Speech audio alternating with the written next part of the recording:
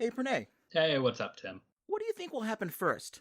The plot of Amazing Grace and Chuck, where Little League players and professional athletes inspire world leaders to dismantle their nuclear arsenals? Or the Cleveland Browns win the Super Bowl? Tim, I think you're being super critical.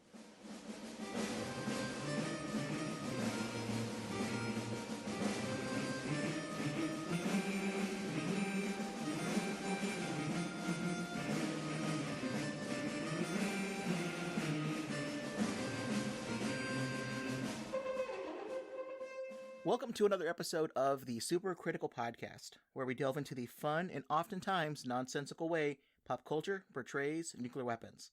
My name is Tim Westmyer, someone who studies nuclear weapons and works on nuclear security and nonproliferation for a living. My usual podcast co-host Gabe is more of a hockey fan than a basketball fan, so he has to sit on the bench for this episode. But luckily, I am joined over Skype by all-star nuclear policy expert Pranay Vaddi, fellow in the Nuclear Policy Program at the Carnegie Endowment for International Peace. Pranay, how you doing? Great, Tim. I am really excited to be at the center of the nexus of nuclear policy and basketball. And obviously, you're more of a movie buff than I am because I had never heard of this movie. But when I heard about the chance to talk NBA and nuclear weapons, I mean, why not?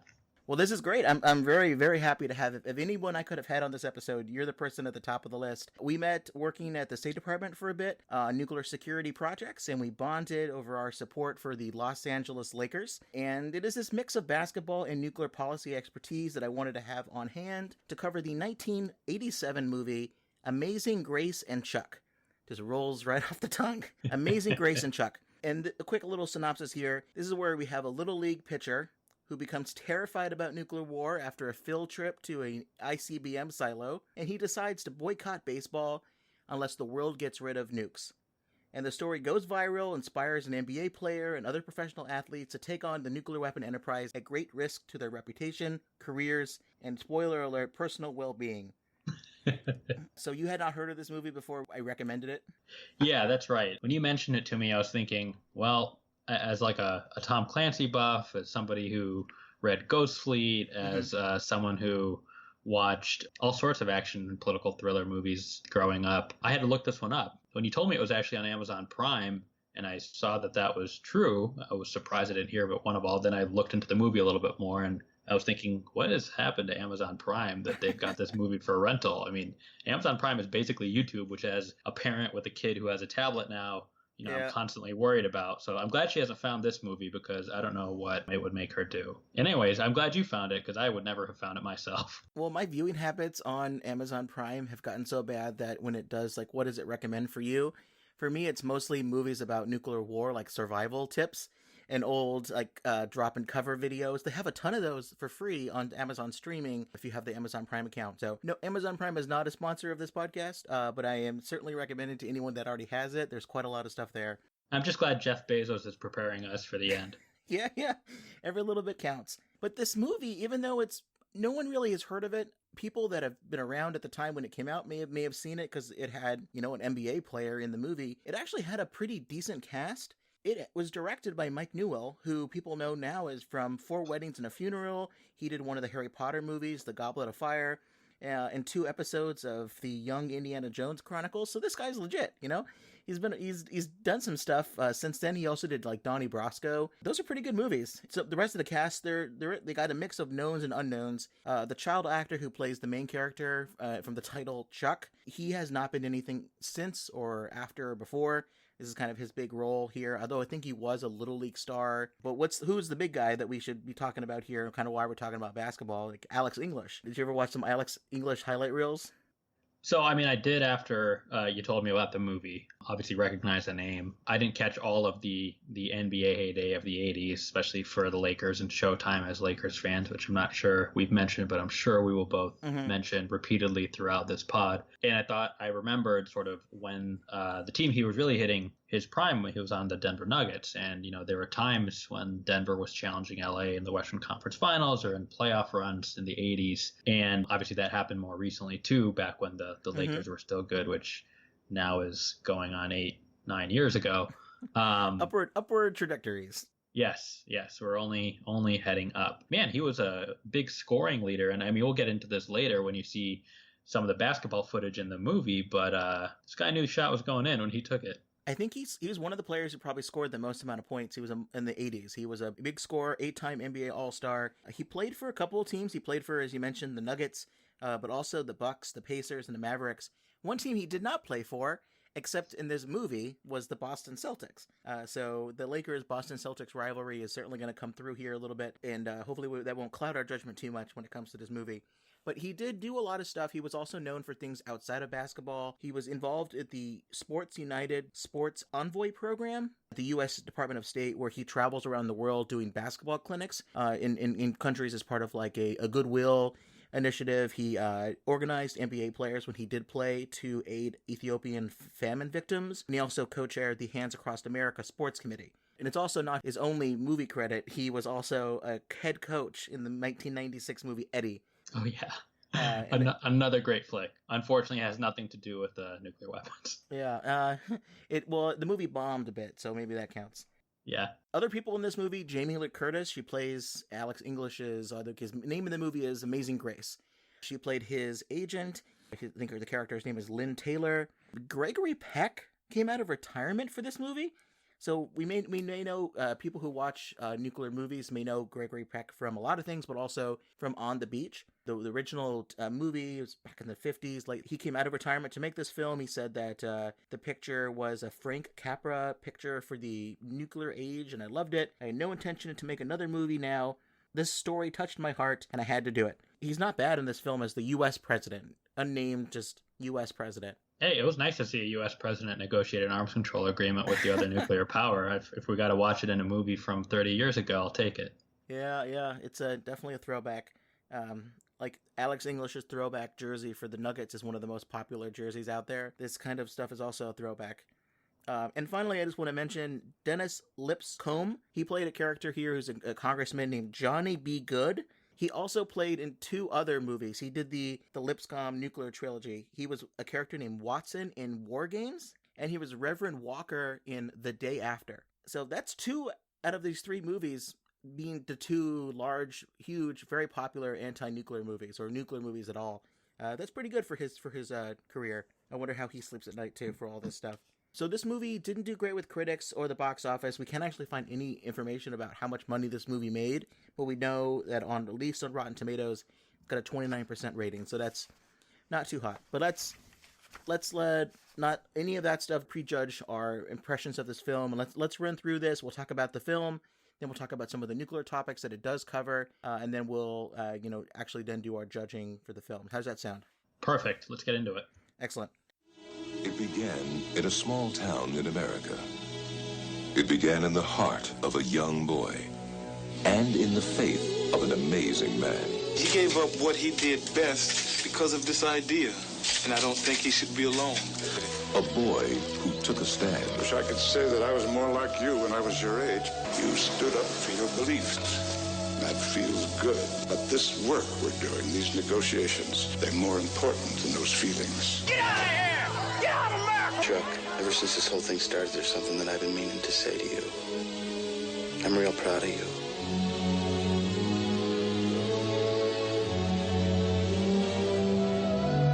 Amazing Grace and Chuck. Maybe one day, this story will be true. Wouldn't it be nice if one little leaguer's concern about nuclear weapons did grow or could grow into a worldwide peace movement? Amazing Grace and Chuck, 2 thumbs up. As usual, spoiler warning, we're going to spoil this film, although I do actually recommend that people watch this. It is very interesting. It'll be weird sounding film. It kind of sounds a little bit like a fever dream, but trust us, all this stuff did happen.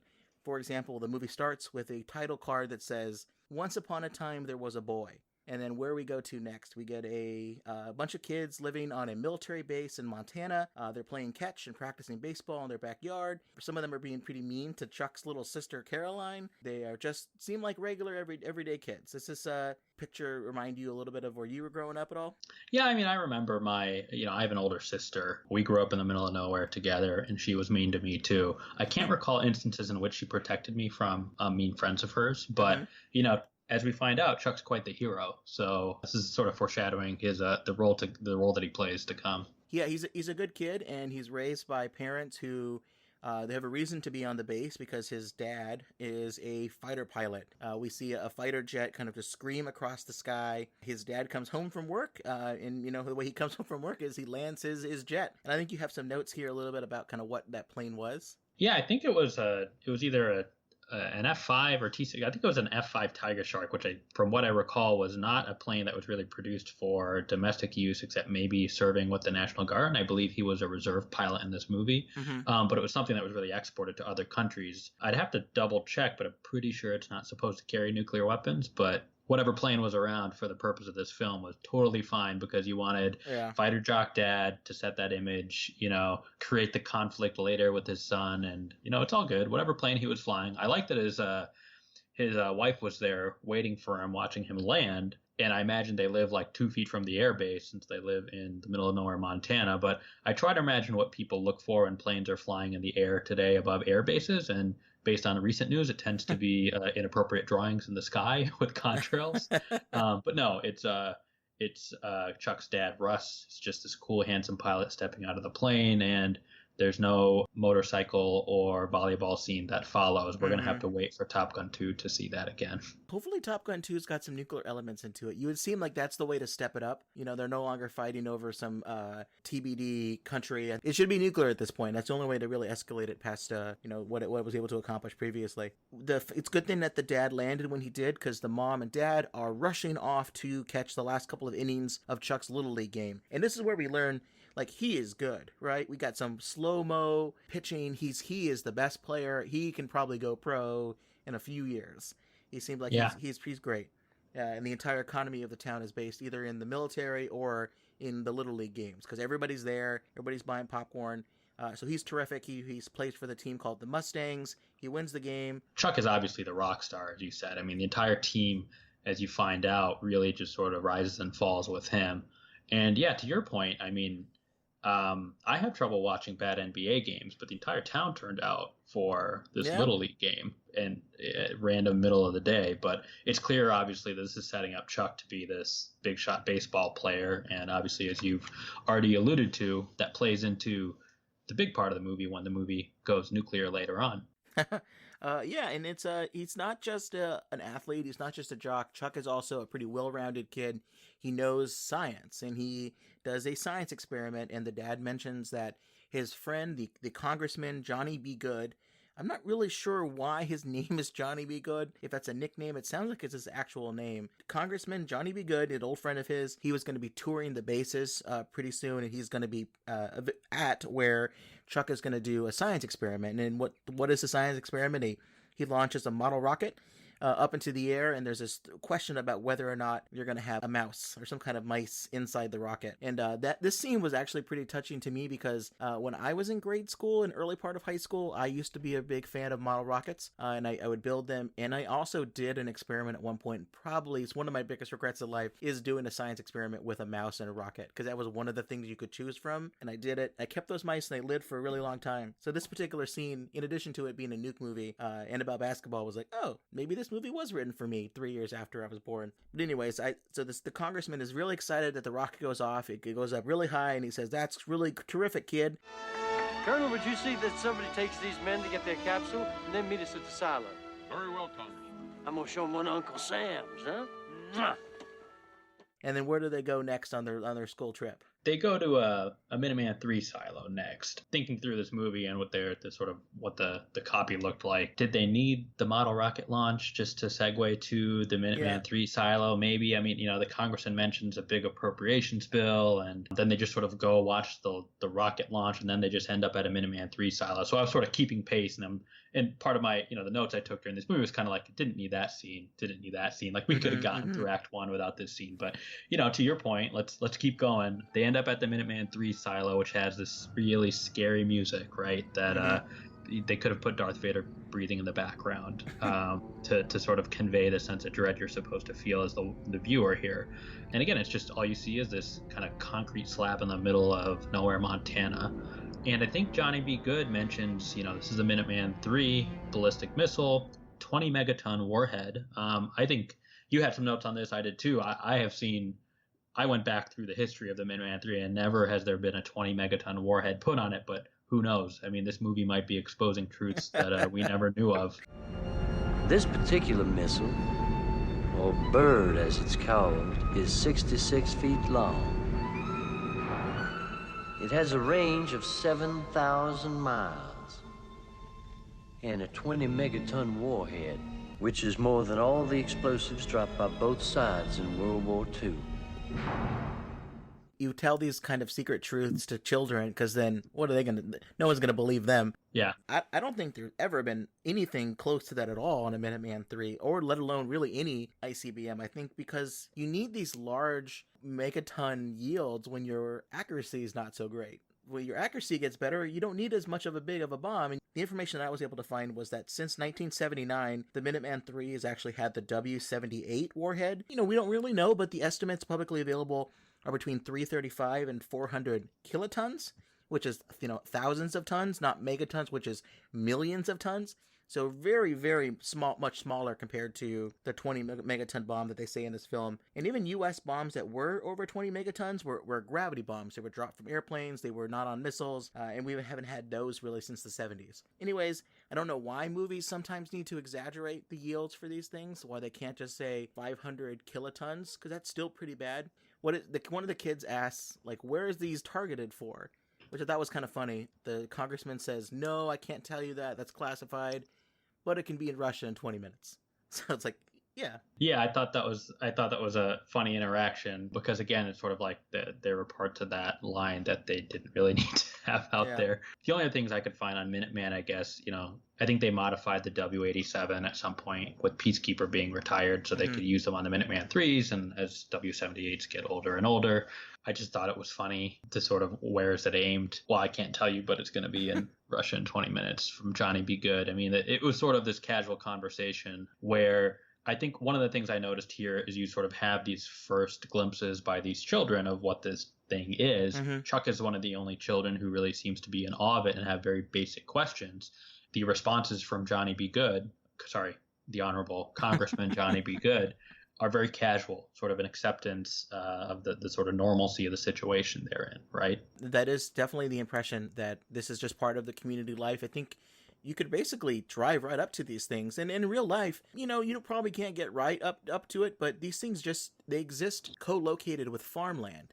You know, different parts of the middle part of the country, and the reason is because there's a lot of open space there, and also it would take longer for other countries' missiles to get to those targets. So there's a few extra seconds, a few extra minutes for them to get their missiles up in the air before they're hit. And in real life, there is a pretty significant missile base in Montana. That's the one that's the Malmstrom missile base, the 341st Strategic Missile Wing is over there. So it is a pretty good location. The reason why it's there is because it's closer to Russia than any of the other places, because the missile would travel, you know, up through space, but it would travel north across the poles. I just thought it was so funny that at least the impression I hope that people don't get with this film is that the people that you see later, which are they get a tour of the actual missile launch facility during a shift change, which I thought was incredible. They literally are watching the two new people coming in to replace the other two people who were in the launch facility, in the bunker, you know, the people who would turn the key.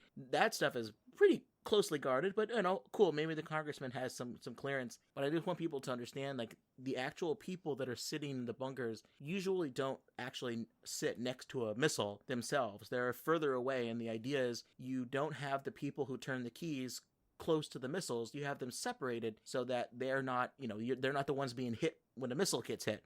So if a missile hits one place, they can survive. One missile launch facility with two people can control several wings of silos, and not just the one. But the movie kind of implies that they're right there. They don't go anywhere else. But I just thought it was so funny that the kids are there right during the middle of a shift change. And the congressman explains that, look, this is the cornerstone of America's defense. And it is the most carefully designed system in the world. Now, these men are the last link in a huge chain that starts and can only start with the president himself. Children, the simple truth is that missile will never be used. That's why it was built. Now, you believe me when I tell you that everybody, and I mean everybody, down here is very, very careful. The other thing I think that happened in this scene, Chuck asked about his dad. Yeah. And what if his dad has to carry nuclear weapons on his fighter jet? I don't know if you wanted to get into that now. But... Yeah, let's do it. It's funny because Johnny Be Good like mocks the very idea that his dad's airplane or his jet would compare with the power of the ICBM force. He calls the airplane a toy compared to. That they're toys compared to the Minuteman III, which I thought was a really interesting way. Maybe that's a good way to try to sell loyal nuclear weapons to the skeptics, is to just call them toys. If your daddy ever has nukes, which I doubt, they are tactical. I mean, hell, damn foot soldiers can have tactical nukes and they're bazookas. That's a toy compared to what you saw today. What? Yeah, it's a little hard to explain. Listen, why don't you just go join your little friends, huh? No. I want you to tell me how my dad's plane is a toy. Chuck, for a bright kid, you were just a tad slow. I mean, don't you know what you saw here today? Those tactical nuclear weapons that are like, I don't know, half a kiloton, those kinds of things? Don't worry about that. Well, he says something like, there are people with bazookas who carry the tactical nuclear weapons. Essentially, it's not a big deal. But this is the real deal. This is not a toy. And then they sort of, he walks Chuck through exactly what would happen when those warheads come in to little old Montana and paint him the scenario of his family being, vaporized. Yeah, he says, let's just say that your mama and your sister are washing dishes after dinner, and Carolyn drops a fork. Now, if an ICBM airbursts even miles away, your sister's going to be vaporized before that fork hits the floor. Now, do you understand? Yeah, vaporized. So is everybody else in a 50-mile radius. Do you tell that to a child like Chuck? What's going to happen? He's going to have a darn nuclear nightmare, and that's what does happen. He has this nuclear nightmare of him in his baseball uniform. He's hearing the word vaporized over and over again. He's next to one of the silo doors as they're opening, and he just keeps hearing the word global. Nuclear exchange. Nuclear exchange. And that terrifies him, and that would be terrifying me. I mean, I would have a nightmare if I was a kid like that forever. Yeah, I mean, I think this is, people in the, especially in the outside government, people in the nuclear policy space often lament that sort of our generation and younger, we've never gotten to experience the test, an above ground test. We don't know what that a nuclear weapon, a nuclear explosion feels like, and therefore that lack of understanding is what leads the millennials and near millennials to sort of not care enough about this space. And if you're Chuck and you're having nightmares after you got to see it Minuteman 3 because this kind of jerk of a congressman who's supposed to be a family friend walked you exactly through how your family would die in the nuclear explosion. I mean, maybe we just need more Johnny Be Goods in our life, more people to come talk to students in classrooms, or do story time for toddlers, or even, talk to new congressmen maybe when they are first elected, to say, I'll bring in my boombox and play some ominous music, and then I'm going to speak in this very low voice about exactly how your family will be vaporized at the drop of a fork. It's kind of half what I do on this podcast, so that works out pretty well. But I'll give Chuck this. He doesn't just get afraid. He doesn't just have a nightmare. He doesn't just, I don't have any agency. I don't know what to do. He comes up with something. The next day, he's about to go to another baseball game. They're going to play the Mighty Tigers. And Chuck tells his coach kind of quickly, very all of a sudden, there's no discussion about this beforehand. He says he can't pitch. Can't play, Uncle Dick. Kind of big game, Chuck. First game with the Tigers. Kind of like to show them who's boss in case we meet them later in the finals. I'll tell you what, try a couple innings. Let's go, Chuck! Just can't play. Can't play because there's nuclear weapons. What's that got to do with baseball? Nothing. But it's my best thing. I have to give up something. Who told you that? Nobody. Let's get moving. Does your dad know about this? The coach tries to call in for another pitcher. I forget, what was his pitcher's name? The other guy? Jerome. Poor Jerome. And everyone's like, no, Jerome sucks. We forfeit. Chuck keeps, he says, like, I'm going to give up baseball. And he has his heart-to-heart with his dad. And at this point in the movie, his dad does not understand what is happening at all. But word gets out. He must have talked to one of the local reporters. That news piece gets into the wires, and now it's national news that this little league kid in Montana, this baseball star, gives up baseball because, nuclear weapons are scary, and he doesn't want to do it until he'll pitch again if nuclear weapons are gone. Yeah, I think this is where Chuck's best attempt at an explanation, essentially saying, I have to give up what I like most or what I'm best at because there are nuclear weapons, which I didn't really understand the logic of, and it turns out that the movie continues without sort of bridging that logical gap there, and that's totally fine. This movie needed a scene at the beginning where someone was telling a story about people, when they care about something, they'll sacrifice something that they care about for a greater good, or some sort of a story, like a teacher telling this story about a person who did this in a classroom or something. He never really says why, and it's not really fully even explained to the audience what it is. But, we do figure it out. It's clunky. I think this movie also paints the nuclear disarmament advocacy groups and advocates as, social pariahs who hate baseball. I think this movie is what makes that connection and creates this un-American tinge to the disarmament movement, which you see later. This town loves baseball. This is like, I imagined in my head as I was watching this, like, what if Friday Night Lights, a star QB or Riggs or Saracen or one of these guys said, there's nuclear weapons, I don't want to do this. That's all that town had. They just had football on Friday night. Yeah. And they're like, all right, fine, I can't watch my Little League game, but at least I can turn on the television and watch a nice NBA game, which is kind of what the next scene in the movie is. We cut to a basketball game. It's at the Boston Garden. We see Amazing Grace, played by, we mentioned, real-life NBA player Alex English. He hit some game-winning threes. He's known in the movie for he's a three-point specialist, which kind of, back in the 80s, people weren't really three-point specialists. They were shooters, like Larry Bird and Big Game James, all of those great shooters, but not necessarily three-pointing was not the main thing like it is today in today's NBA. So you got your Steph Currys and whatnot. Yeah, obviously the numbers have changed, the abilities has changed, but you saw, you did not see, well, I should back up. As you said, these are the Celtics. It's at the Garden. I don't like the Celtics. I really don't like Danny Ainge. And you hear Danny Ainge's name, and you actually see him in the footage a couple of times. Alex English drained this contested three to win the game, and that wasn't something you saw a ton of in the 80s, except, Larry Bird did it famously in very important games. And, obviously in the Lakers that we love, we had Byron Scott, of all people, was one of the best three-point shooters, hopefully a name that we don't have to name again on the podcast. But yeah, no, it was nice to see some NBA footage despite it being the hated Celtics. Once you walk through this quick game, you got Alex English on his stationary exercise bike. He doesn't look too happy, and that's when we have the next main character walk in. Yeah, we had Jamie Lee Curtis here playing his agent and close friend. Alex English, or Amazing Grace. We have to make sure that we know that's his name. I think he has a name in the movie. They mentioned it at one point, but everybody calls him Amazing Grace. Jamie Lee Curtis, when he was her first client, and he's on his exercise bike. He seems like he's read something in the paper. He's working through something while exercising, looking introspectively out through the window. She comes in, wonders what's going on, and he says, "Hey, look, you got to check out this story about this kid in Montana. It's kind of amazing, but I don't know if it's real." Look at this. Some kid from Montana. Little League pitcher. I wonder if a kid really did this. So he goes to Montana. Amazing Grace just shows up, and they decide to have a little bit of a conversation. And just based on the weight of that one conversation about why did you do it? Oh, I don't know. Nuclear weapons are scary. They don't really go into a lot of details about that, but it's enough to convince Amazing Grace to resign from basketball. And we get this scene where he describes why he's doing it.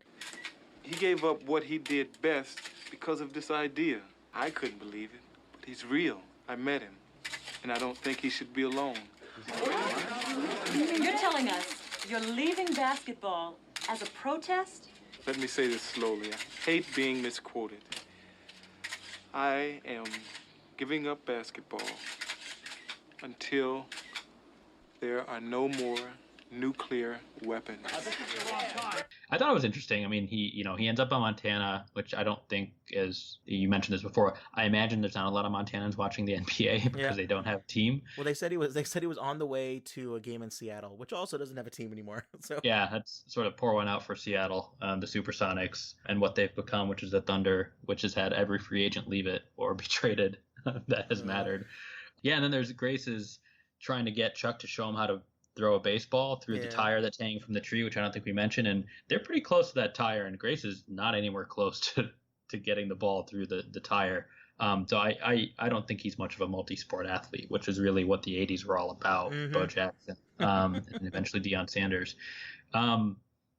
And the other odd thing about all this, and you see this throughout the movie, and again, it was the 80s, Chuck's just kind of hanging out with this stranger NBA player in Montana on his own on the driveway playing basketball. You never see Chuck's parents at any point in this entire scene. That wouldn't fly today. And I imagine people would pick up on that in a movie that was that you saw today. And then you mentioned the resignation scene with Red nodding. I thought that this wasn't the clearest explanation until he kind of gets to the end of his actual resignation and talking to the reporters, and he sort of says, you kind of get that, like, the entire point of this protest, I guess, is he's given up what he's best at, which is basketball, until nuclear weapons are gone.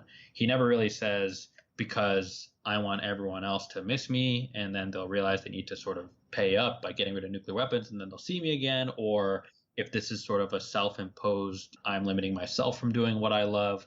So clearly the connection, as I mentioned before, is not really there between him sitting out games and getting rid of nuclear weapons. But we know, and maybe we'll get to a little bit later with more modern protests by athletes, sometimes it's all they really have is the fact that they're televised, they're a star, that people want to see them, and they have to take that away to create the pressure.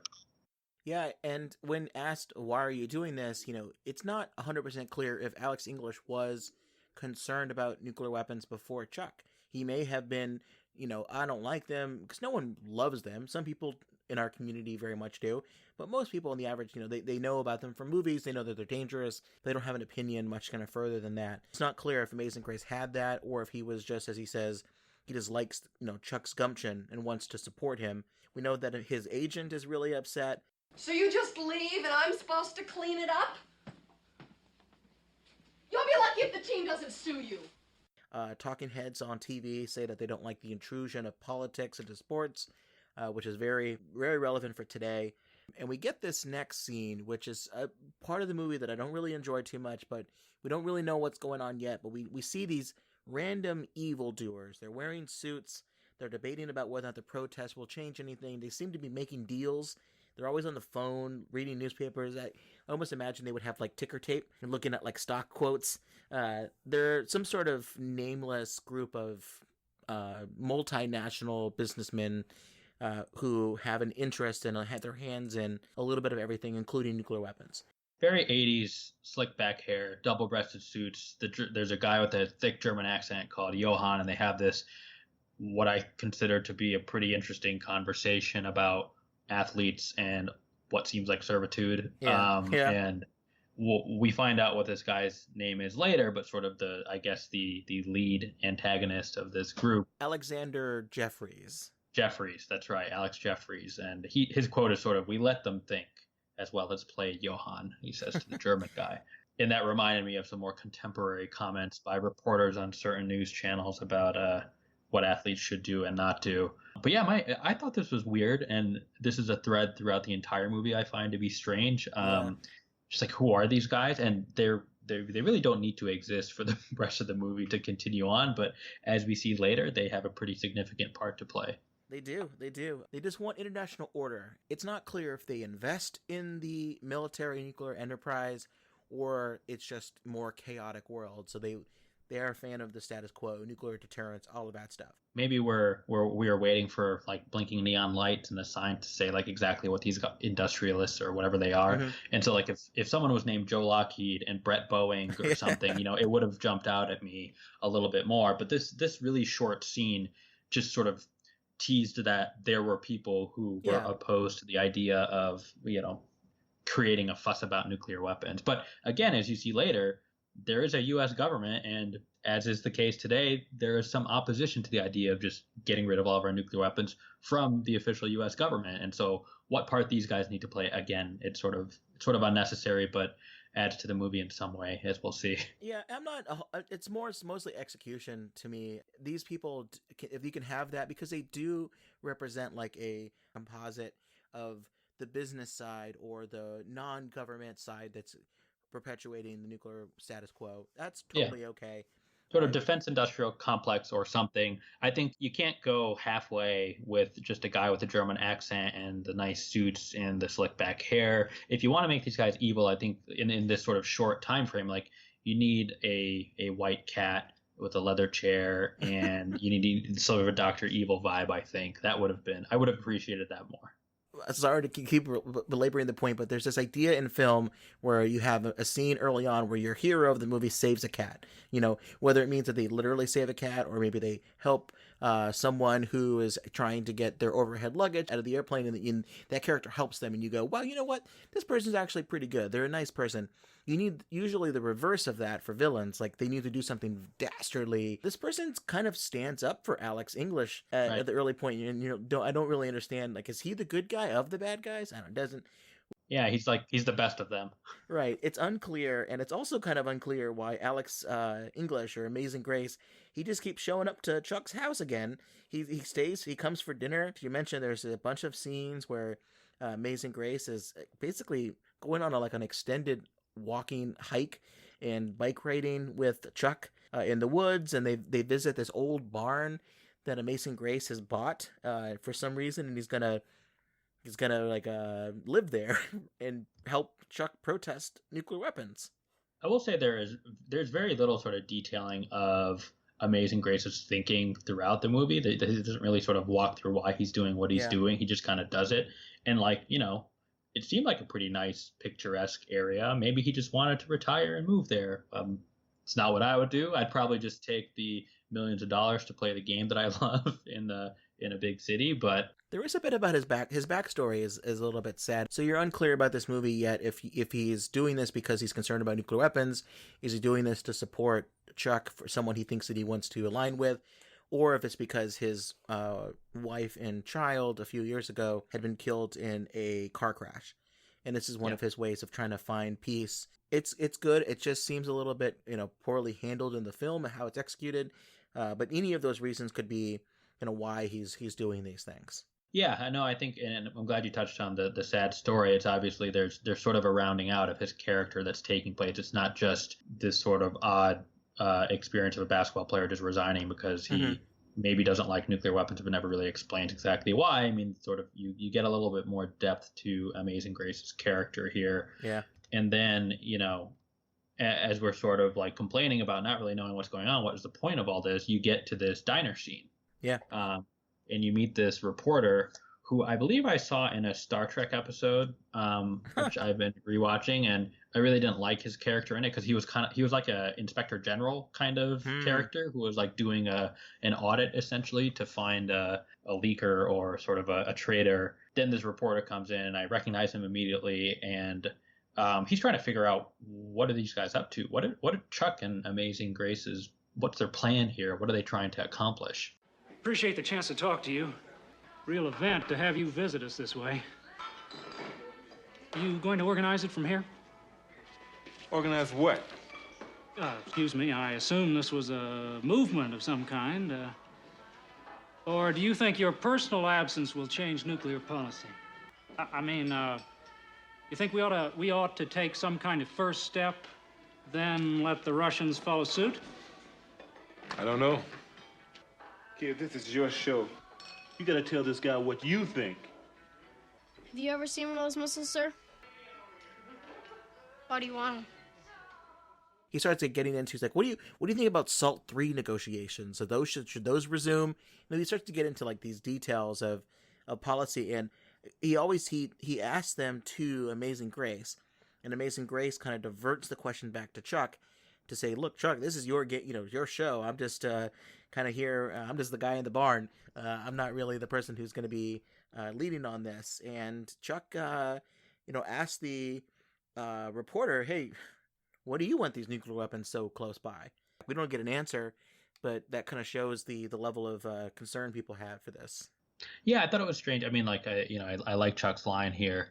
You can't really pin the reporter down as being kind of pro-nuclear or something. But again, and I mentioned this before, reflexively, the reporter's questioning, why do you guys not like nuclear weapons? Right? As if the status quo position is you should like nuclear weapons or be okay with nuclear weapons. So the sort of programming, and I think this is what they were trying to convey, the sort of writers of this movie who, I'd love to talk to someday about a sequel. The sort of programming of the individuals there, and this is a nuclear town clearly in a nuclear state, is to accept these weapons. And so when Chuck asks him, have you ever seen these missiles, sir? Why do you want them?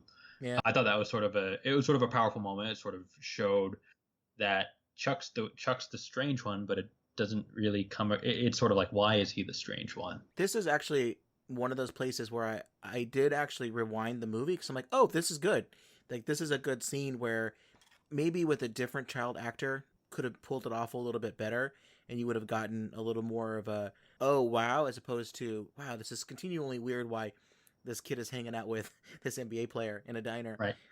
Yeah, maybe think of like episode 1, Phantom Menace, when you had was a relatively terrible actor for a child hanging out with a relatively well-accomplished actor in Liam Neeson throughout the whole movie, and you're supposed to believe this guy becomes Darth Vader. Now, sort of the opposite with Chuck. You're supposed to believe this guy sort of starts this international movement to disarm, and it doesn't really jump off the screen at you. No, not so much. But I do like the question of, trying to turn that back onto people. I'm like, why do you think that's weird to not be terrified by these things and have that personal reaction? And I think the one thing that I wish they would have pursued a little bit more, and they kind of touch on this every once in a while, which is, look, once you have the personal viewing of the missiles, and once you start to ask those things and start to becoming more personally involved, you start to think about, well, what effect would this have on my family? And you become more of an activist, which is one of the ways you grow a movement, is to connect those things to people. I wish there would have been the counterpoint there, which is what you mentioned. This is a town based around nuclear basing. To have that pushed back as opposed to the scenes we see a little bit later where people are protesting pacifism and not so much like, what are you doing? This is the way our community is. Right. And anyway, we'll get into that a little bit later about how local communities have different perspectives on these things, and that stuff can kind of come into conflict. We do get this kind of cool scene between Chuck's dad and Amazing Grace. They talk about the inevitability of nuclear weapons, and it's kind of where you start to get that. In addition to being a fighter pilot, it looks like Chuck's dad, Russell, is also runs a lumber yard. He's unloading some lumber to the barn, and they have this conversation about like, hey, I don't think you're here for any particular good reason. I don't think you're a very stable person. I think you need to leave Chuck alone and let us get back to the life we had before you got here and you kind of upended this stuff. So there is a little bit of that conflict. And I think those scenes are between the father and Amazing Grace are some of the better scenes in the movie. Yeah, I agree. I think, I tried to take note of some of the quotes here where, as you mentioned, there's sort of this fatalistic acceptance that nuclear weapons are here and we're always going to have them. And I think Grace's response was, but wouldn't it be nice if we didn't? Mm-hmm. And then you see Russ sort of roll his eyes at this point. He calls him the damn Pied Piper, which, wasn't a reference I'd probably go with, but hey, it's an 80s movie. Well, a sad story about a person who takes children away from people. It actually does kind of work. Yeah, no. Yeah, you're right. Good point. But it's obvious here that the dad wants to sort of explain what Chuck is doing. Mm-hmm. Russ wants to explain what his son Chuck is doing and blame someone else for what's going on. But, I think throughout this movie, I saw no evidence that Chuck would have gone back to school, would have started pitching again, if not for Grace and what happens with his barn and the movement that grows. It seems like Chuck's fine being solo. I mean, he was going to do this regardless of whether Amazing Grace helped him out or not.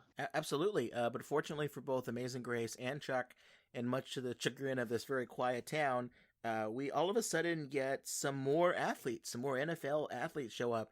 And the way we're introduced to these two players, I think one of them are they both on the Miami Dolphins? One's a quarterback and one is, large man. I'm not sure what he was playing. The big guy. So the big guy was the quarterback, and the dude with the mullet and mustache, whose name is Hot Dog McNally. This is by far my favorite scene, just being these two. And maybe you can go through a little bit of how they are introduced to the scene. But yeah, they're a star quarterback and wide receiver pair, kind of a la Tom Brady, Wes Welker on the Patriots, except they're with the Dolphins. Yeah, okay. Well, we're introduced to these characters because they steal an ambulance from the town and kidnap what looks like, they're trying to kidnap Amazing Grace. And I actually was like, oh no, the evildoers have already started to attack. But nope, they joke about how these guys they're friends of theirs. They drive the ambulance right up to the ICBM fence, the silo fence, where we saw earlier in the movie, but guns come out and like, what are you doing here? You have to get away. But because they're celebrities, they get to hang out. They don't get to go down in the silo or anything, but they also don't get arrested. for sightseeing and stuff. So it must be pretty nice. But there is that fun line about Hot Dog Manalik says, You mean you got something down there that I paid my tax dollars to build? I mean, too damn many tax dollars. And I can't even see it? Yes, sir. Well, have you ever seen it, son? No, sir. Well, maybe it ain't even there. I liked it. I liked hearing the taxpayer argument from the multimillionaire athlete. Yeah. This is where you see Hot Dog McNally. Basically, he's like, I'm in. Yeah. Let's do this thing. He'll sit out the season. I'm here for Global Zero too. And he even convinces, in a very awkward scene again too. It's one of those things like they get back to the airport. The quarterback George is about to get on the plane, but he kind of has this conversation with himself. He's like, you know what? I have kids. I like my kids. I want to see my kids for a long time. I don't want them to die in a nuclear fire. You know what I'm in. And kind of has his own conversation by himself. So now we got 3 people plus Chuck. And then we get some newspaper headlines. I thought this was kind of funny. There's a newspaper headline that says, 2 Miami Dolphins resign. But if you zoom in on the text of the article, it's actually about NFL players being drug tested for cocaine, which is a really weird mixed message for that movie.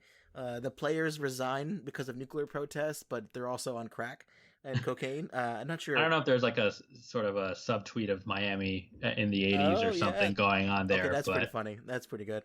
But we start to get a couple other professional athletes joining the movement. They start hanging out in the barn. It kind of looks like like a commune. Like the 60s are back in this barn in Montana. And this is where I start to wonder, is this movie making fun of anti-nuclear weapon movements? Is it kind of looking like this fad where people just decide, I don't know, no real reason of thought, but like I'll join this group. I don't know. I don't think so, but it does. I have this working theory that it put back the anti-nuclear movement about 30 years. I mean, like, yeah, they're kind of grilling out and playing football. It looks like it's kind of a picnic sort of setting, right? Like you're just meeting up with a bunch of friends in Rock Creek Park somewhere at a pavilion, and that apparently is life now. And the reporter's still there. It does have this cult feel, but it almost feels like these guys are like, what's fun? Just kind of going to Montana and hanging out with my friends. And that seems like what's going on. There's not a ton of serious disarmament talk going on. Yeah. It's like the banana boat anti-nuclear movement is coming together. But so we get another quick scene of the villains again, the evildoers, Alexander Jeffries. He approaches the agent, Jamie Lee Curtis, and she's just looking on. I think they're in Harvard. They're in Boston, right? Obviously, they're in Boston. They're watching crew. They're watching the boats on the river. Kind of have this like flirtatious moment of watching crew and how he said he's going to come back the next week and they're going to continue this chat. But she seems like something's off, and eventually they get together, and he clearly threatens Amazing Grace through her and says, "Look, if you don't stop your client from doing this, because it's starting to get a movement together, we don't know. Like, I'm not going to do anything, but the people that I work with, people that I represent, they are nasty. They're going to do some really bad stuff." And that eventually gets down to Amazing Grace and everything. But we start to see these people are developing a more violent response to this movement. And as this movement grows, the media shows up at Chuck's house. His dad is not happy about this. He says that people are bullying Caroline, that his dad is getting mean phone calls at the lumberyard. His mom can't use the front door. Still, the dad says he's not going to force Chuck to stop the protest. He just hopes that Chuck is not doing this to get back at the dad, and that it's not fighting him for which is a very genuine. I like that little moment. It's very nice.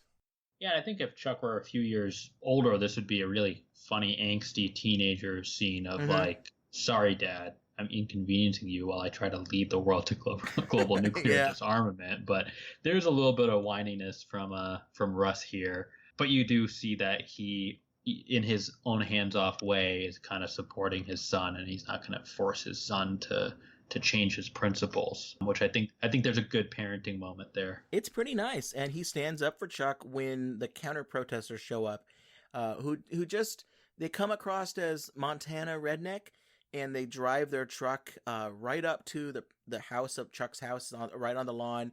And I don't know what they were going to do, but like they were going to beat up Chuck. But the football players run out. Chuck's dad jumps like out of the window almost. It looks like off the porch basically to fight people. They start calling them pacifists, and there's one football player who I think is a real player for the Bears. Yeah. I can't remember if he had a Steelers jersey on or Steelers tank top or a Bears tank top in the beginning, but he was a big dude, an 80s linebacker. And he has this great moment where he yells, "I'm not a pacifist," while he like almost flips the pickup truck upside down. Yeah.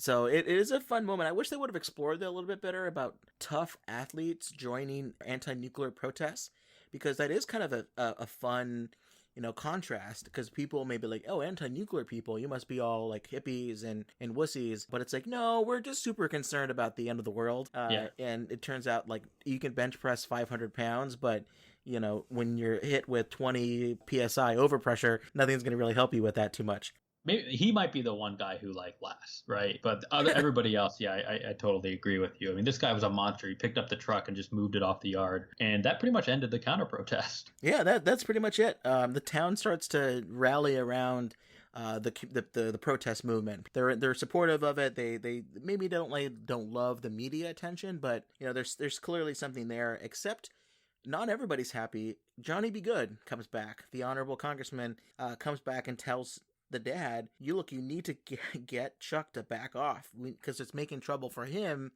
back in Washington, D.C. He kind of almost implies, if you don't get your son to stop this protest movement, we are going to take your job away. You're not going to be able to fly planes anymore. And the dad kind of says, like, bugger off, and he gets on the airplane and flies away. Yeah, I mean, Johnny Be Good basically says that the Pentagon's weighing in with him, trying to get him to get the kid to be quiet, which, from what I recall working in legislative affairs at the State Department, it's not usually the direction that the pressure goes. It's usually going the other way. Congress is making asks of the agencies, not the other way around. The dad basically kind of says, yeah, good luck with that, gets in his plane and zooms off, because, again, he isn't just this great dad, he's this fighter pilot jock too. Mm-hmm. Word of Chuck's movement is even getting to the point where athletes in the USSR are starting to join the protest. I think someone says that there's over 200 people signed up, including a number of athletes in the Soviet Union. They're no longer doing their profession. And again, it gets to one point where someone on the TV says, professional sports as we know it has been brought to a standstill, because no athletes are playing and all the leagues are shut down. It's like the really sad years of the NBA lockout or the baseball lockout or the hockey lockout all combined together. And there's probably like ESPN Ocho is doing, world championship darts and trick shot bowling again, dodgeball. But maybe even the dodgeball players are protesting. We don't know. But we do know that the U.S. president, he's starting to hear the news and he wants to talk to Chuck. So he flies Chuck to D.C. They have this kind of fun chat about why nuclear weapons are actually pretty important, and about how people just have different perspectives. Hey, look, I'm the U.S. president. I'm about to negotiate this arms control treaty with the Russians, and if you make us look weak by thinking that the people are just going to give up nuclear weapons anyways, I'm not going to be able to convince them to give up theirs. They want me to tell you that you're jeopardizing our country by not playing Little League Baseball. Now, they're honest men. They believe that stuff. Of course, I'm a sports fan. And the way things are going, next season looks like a total washout. But that's no reason to tell an honest person to stop doing what he feels in his heart is right. Well, son, I'm in ongoing negotiations with the Soviet premier about nuclear weapons.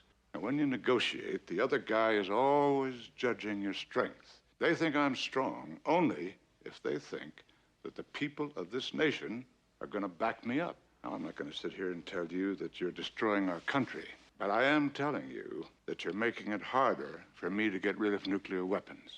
And that's the truth. Chuck says no. He says he's going to continue to do the protests, and I think that was great because the movie really does show that both Chuck and Amazing Grace and the president, they have different views, and all of these views can be right depending on your perspective. It's very nuanced. You have to try to work through this, and that's kind of great because nuclear policy is hard. People who are super confident about one way or the other when it comes to these kinds of weapons and the deterrent systems and whether or not they fail or not always are kind of, to me, scary either one way or the other. But I think it's just really good that a movie does balance that out a little bit, although it does end with nuclear weapons being eliminated. But I think that at this point in the film, I'm glad that the president is not a caricature. Yeah, I think like you finally get the rounding out of the argument, right? Like this is sort of what the movie is designed to grapple with. And I think I'll call him President Peck because he doesn't have a name in the movie. Yeah. But he says something, he sort of gestures wildly and says, like, they believe in that stuff. And I think he's referring to nuclear deterrence. Yeah. And essentially, the sort of deep point he's making about negotiations being boxed in is sort of interesting, right? Because you have Chuck essentially starting this movement in the country and then movements all over the world, which really may have been a motivating factor to get President and the Soviet premier together to talk. But now that you're seeing the movement grow and you're seeing citizens turn against the concept of having nuclear weapons, it's actually making it hard for him to finish because it's hard to maintain that leverage when it's very clear your nation isn't behind the idea of maintaining nuclear weapons. So you can't use that threat effectively during the actual talk. So as a former State Department employee, as you are as well, I took a particular interest in this and thinking through it. But it was interesting. I mean, like you said, this was sort of the piece of the puzzle that was missing, sort of the other side. And then finally at this White House meeting, you get Chuck and the president together, and it kind of makes it clear where the debate space is. But this work we're doing, these negotiations, they're more important than those feelings. So I am going to ask you to get out there and start striking out hitters again. What do you say? Sir, I can't. Well, it's a tough call. We're pretty partial to the right of free speech in this republic. But there's a saying, Chuck, that the First Amendment doesn't give anybody the right to rush into a crowded theater and yell fire. Sir, what if there is a fire?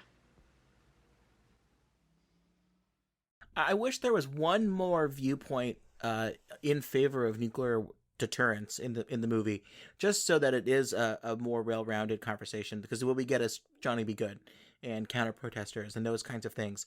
I'm not saying there needs to be like a Herman Kahn or a Dr. Strangelove person there. There doesn't need to be a Bridge Colby having a conversation about why nuclear deterrence. Like, there doesn't need to be one of those, but just maybe a military person who talks about the mission, or someone who just has a different perspective on why these things need to exist. Because it kind of almost seems, from the U.S. president's perspective, he's not even a fan of nuclear weapons. He wants to get them down. He just doesn't know how. I think there would have been a little bit better there, but it's better than most of the films that I watch that touch on these particular topics. So the next scene we see, as we mentioned, the agent Jamie Lee Curtis wants Amazing Grace to come back to the team so he won't be threatened anymore by Alexander Jeffries.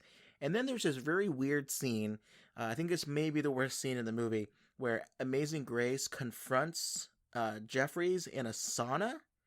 Like, he finds him in a sauna and confronts him. They're both in towels, and he's kind of argues and says, look, you need to back off of me. Stop threatening me. He says he doesn't trust anybody with their finger on the nuclear trigger, including Jeffries and his crew. Weirdly yells at Jeffries and says, if you don't back off, I'm going to see you in hell. Well, this is sort of like where the movie straddles A and B movie, I think, is like you feel like they need to have this 80s like businessman in a sauna scene, just like they needed to have the 80s double-breasted suit, a bunch of rich people just sort of standing around watching ESPN and talking about the stock prices going down. It felt kind of out of place. Seemed strange for Grace to go all the way back to Boston just to do this.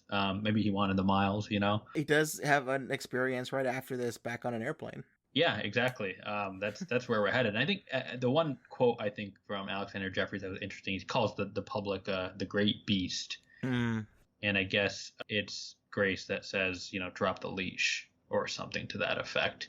I found the dialogue to be a little over the top. This whole scene, again, is one of those scenes where, especially when you get to the next scene, it's kind of like they didn't need to spend 5 minutes in the sauna. I could have gotten through the movie without it, but we should get to the sort of climax here, or the real sad point in the movie. Yeah, so Amazing Grace is on a jet. He's on a chartered jet, and he's on the phone. He's got a plane phone, talking to Jamie Lee Curtis, and this is where I think Alex English's acting, which is actually not bad in the film, but his positivity comes across as a little bit odd. And I guess this jet came out of your pocket. Thanks. Jet? Yeah. You ordered a Cessna. I begged for a jet, and you said I couldn't afford it. So? So thanks for changing your mind. I didn't send a jet. You're on a plane I didn't send. Oh, God. Lynn, Listen to me. It may not be what you think. I'm gonna hang up and go get the pilots to land immediately. And then the plane just explodes.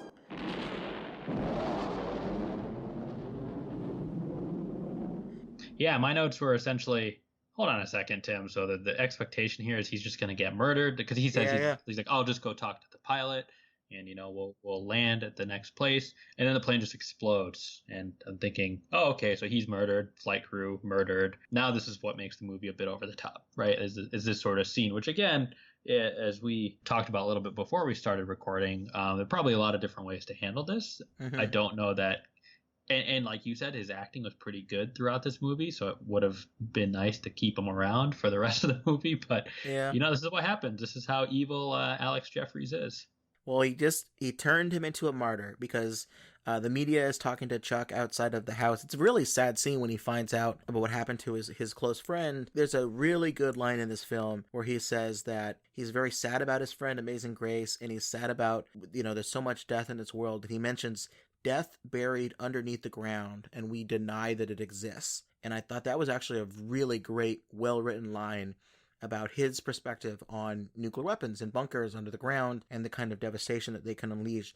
And then Chuck decides, you know what? I don't want to talk anymore about any of this protest, and he doesn't want to talk anymore at all. He goes basically on a silent protest. He's refusing to talk. Yeah, which I think is great. It actually adds to the movie to have less Chuck dialogue. And I think you have... And what you see and how this sort of unfolds is, again, Chuck is the first mover here. You see the other movements across the world start to pick up on this too. So it isn't just one annoying kid who's not talking anymore. It ends up being everybody. And, at first glance, you would think, hey, that's not so bad. A bunch of 12-year-olds around the world aren't talking as much. But in reality, this really starts to affect the foreign governments, obviously the teachers in those countries, and the development of these kids, their education. And I think the next scene you get is Chuck in the classroom. This teacher clearly, by the way, not flexible for Chuck's political views, as she throws him out of the class for not speaking. But you finally see what I've been waiting for, and I think probably what you had noticed is that for the most part, Chuck's friends, his peers, were kind of like, what is this guy doing? Like, I don't like Chuck. I don't know. Why is he making us lose the baseball game? He made us miss states, whatever. And here you actually see the kids stand up with Chuck in solidarity, and they all leave the classroom. Yeah, they all refuse to talk, and this becomes, as you mentioned, a global effort where children around the world are not talking, and it's getting to the point where they mention, like, my grandkids aren't talking to me anymore. You're a father. Like, what happened if all of a sudden your child starts protesting, not like, what are they gonna get for breakfast or what you're making them do their homework, but for some sort of a world issue, and they just don't talk to you anymore? I imagine that's going to be pretty impactful. Yeah, I'd probably tell him I already work in nuclear policy, so, I'm not sure what more you want me to do. What if they say they're going to not talk anymore until we completely re-modernize the entire nuclear triad? Hey, I'm a fence sitter here, challenge accepted either way. I don't think anything is going to happen that my kids are protesting about, so what that's going to lead to is a lot of silence in my home, and... maybe I can get some more potting done that way. Yeah, perfect. Yeah, exactly. You can watch more NBA games if there's no one talking in the background. Well, this is getting to the point where the U.S. president, President Peck, is now starting to debate his advisors about whether or not the nuclear policy movement, this anti-nuclear movement, will have legs. And they mentioned that previous movements have failed. They would be really loud and then they would be quiet again. But this seems to be something disrupting the negotiations with the Russians. This is a really great point. One of the advisors recommends that the president... I think we need Chuck Murdoch on this. I think we symbolically dismantle that silo he visited. I think you go there. It's your show. You get the kid on TV with you. You tell the nation this thing has redoubled the commitment of the adults of the world. You tell the kid the world is grateful. They're going to keep things mostly the same, but this is going to be like a way to get Chuck to stop. And Chuck, the impression that he made on the president is clear. The president says, I've heard all these ideas, but not the one I actually do want to hear. And he gets on the phone and he calls the Russian leader, who comes now to, I forget where they went to. They went to like a Camp David-like place. Yeah, I assumed it was in Montana or it was like Jackson Hole, Wyoming or something like that. That seemed to be where it was. I mean, one of the other things the advisors, backing up a bit, the advisors talked about how the movements are destabilizing relations between the U.S. and NATO, the U.S. and the Soviet Union.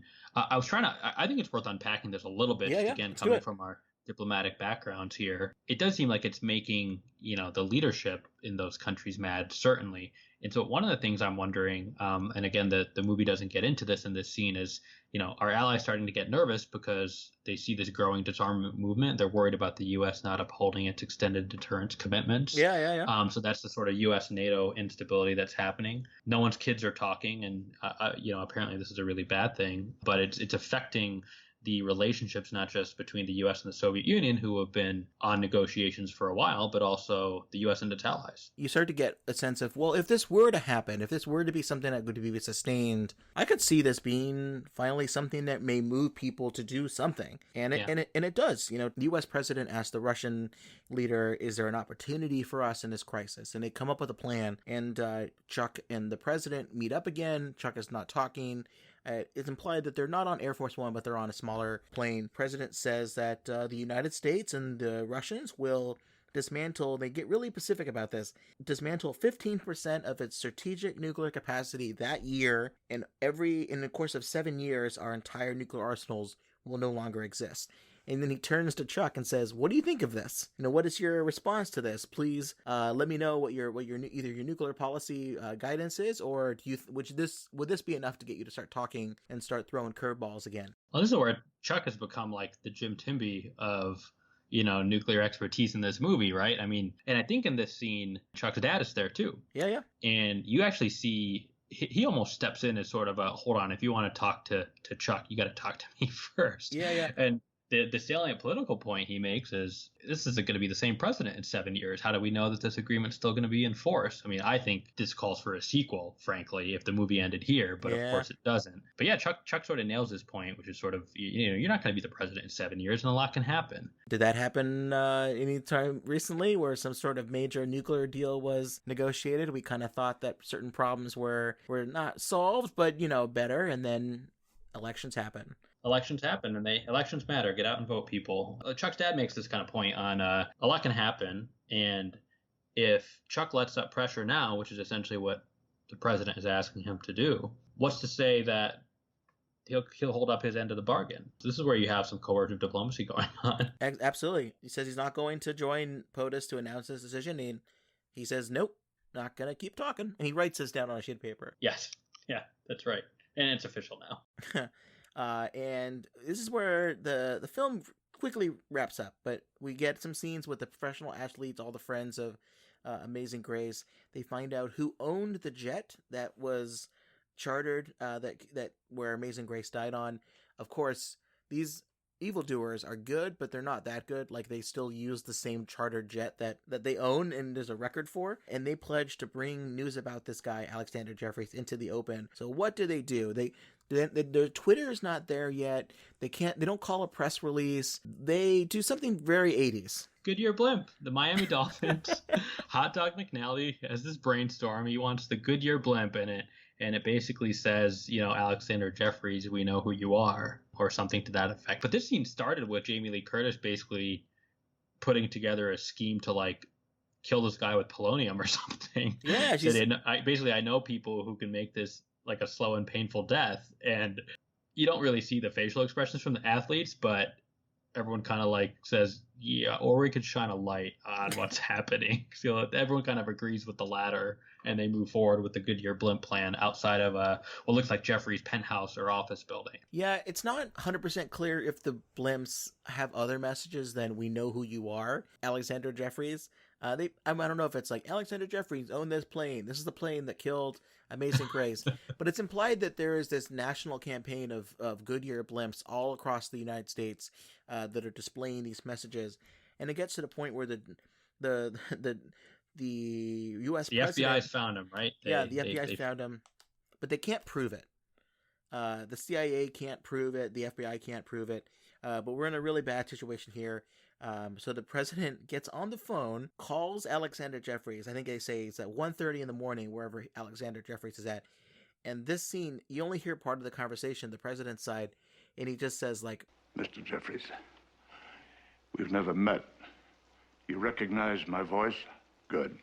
As of tomorrow morning, you will divest yourself of all financial holdings of companies public and private. This will include your immediate resignation of all directorships and offices, as well as the sale of all stocks held by you at the market price as of tomorrow's opening. The FBI, the IRS, and every agency under my authority will be on your tail for the rest of your life, you son of a bitch. And that, I guess, works. I don't know. You know, I don't think presidents are allowed to do this. This strikes me as something that Congress would have something to say about. I mean, he basically threatens Jeffries and tells him to get rid of all his money or else. He doesn't say get rid of his money. He says divest. So it's like, that means sell your stock. So you still have money. I don't know. It's not important. Yeah, I know. But it is in a way, right? It's sort of, he's basically saying, like, here's the good option and you don't want to hear the bad option, right? And that's the last we hear from Alexander Jeffries. Well, we do hear from the Joint Chiefs, and they say that the United States and Russia, like the military command and control system, the 20-year-olds who are in the silos, they are all joining the protest movement. And they said that we can't guarantee that the missiles will be launched anymore. People want their children back. I think they say, so we get to the point where the president, like, all right, we're going to do something crazy.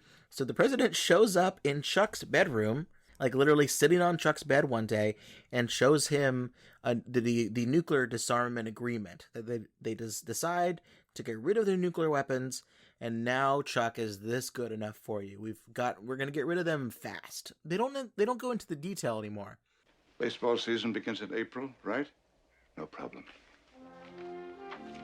Well, you remember what the agreement was called, right? I mean, he opens the leather folder, and basically the text there says Agreement on Total Nuclear Disarmament, which, that's a pretty clear name. We know what that agreement does. Again, another interesting, the president just showing up again in Chuck's room, or showing up at Chuck's house, showing up in Chuck's town. Yeah. He really wants this vote. I don't know if Montana is a battleground state in the sort of film universe, but he's working really hard.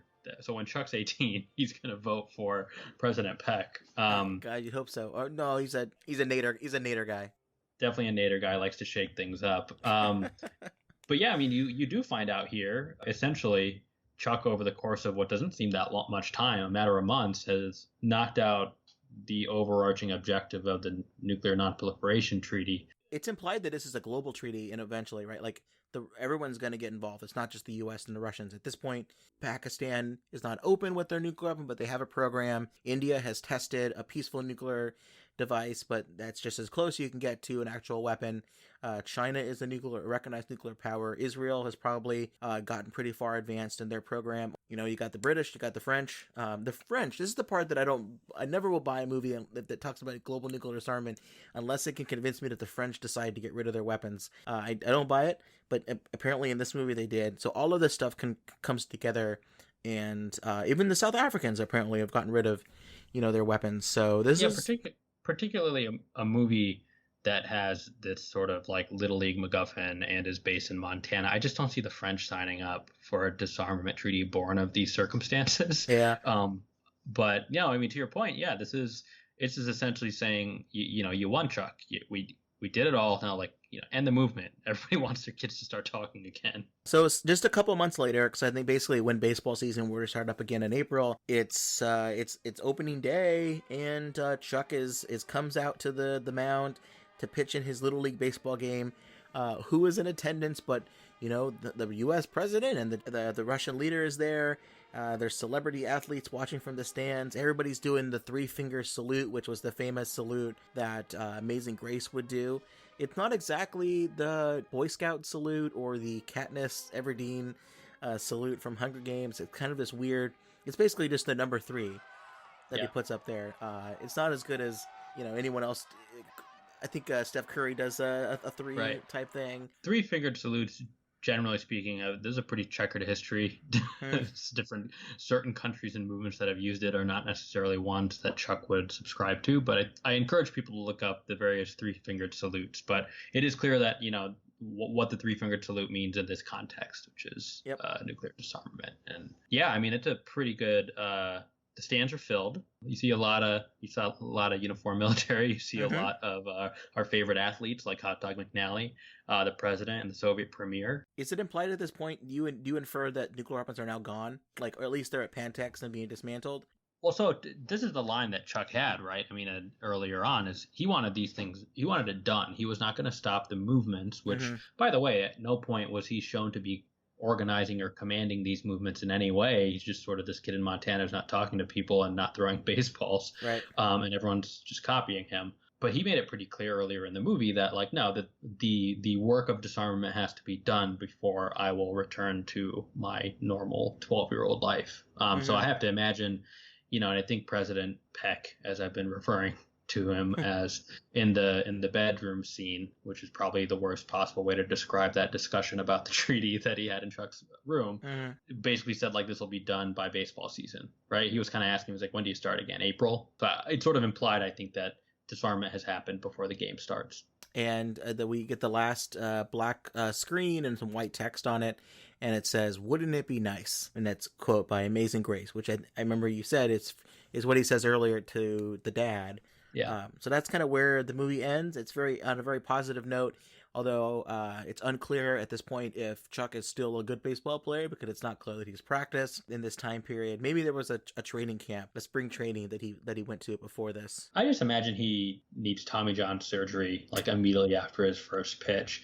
The other aspect of this game, the baseball, the Little League matches, they call Chuck's team America's team, and then the Twin Falls team is just kind of like, they're the Twin Falls, whatever, the Jackals or something, whatever they're called. It's kind of like, man, if you were from Twin Falls, like, you kind of get boned. I mean, you're just sort of like there as a prop, like the Washington Generals are for the Harlem Globetrotters in this last game. But I don't know. Anyway, so the good feelings are supposed to be running over everything and overloading your senses at this point in the movie, which again sort of ends with this as the last scene, as you mentioned. It'd be ironic if the team they played against was like the Albuquerque Isotopes. And like that was who they played at the end. They're like, oh man, it's what's worse, at this point in the movie, having your team mascot be the Isotopes or the Redskins or the Indians or something.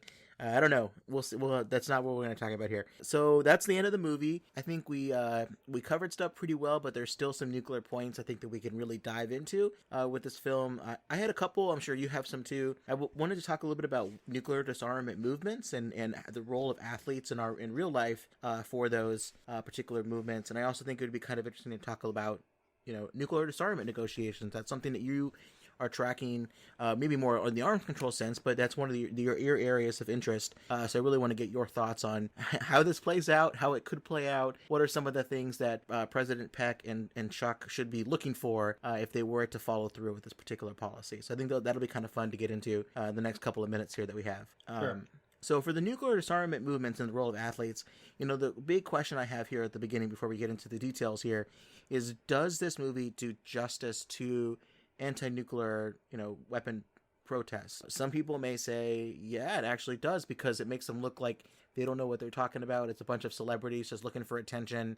It's people who don't understand why we need these weapons, and they don't want to make the hard decisions about deterrence and all of that. Or you can be someone who says, no, I don't think that they do a very good job, because it makes it look like those people aren't actually caring or concerned about these really serious questions. And these people have thought about this. They have alternatives. They want to start a movement that provides different perspective. All of those topics. Before we get into the details of what real life anti-nuclear movements did in the 60s, 70s, and 80s, did you have any quick impressions about how this movie portrays? I would sort of put myself on the side of, I don't think the movie does justice to the nuclear movements we know that actually happened in the 80s. I think it draws attention to them in a way that I think is important, and that was the whole point of the movie. But the organization, the details of the messaging, there was some hard work that went into sort of doing these in a national level, at a local level, and at a worldwide level. And the movie really brushes past all of that. And part of that is because Chuck is not an organizer. He's not trying to organize a movement. He is just one kid doing something, and everyone is sort of following his example, which,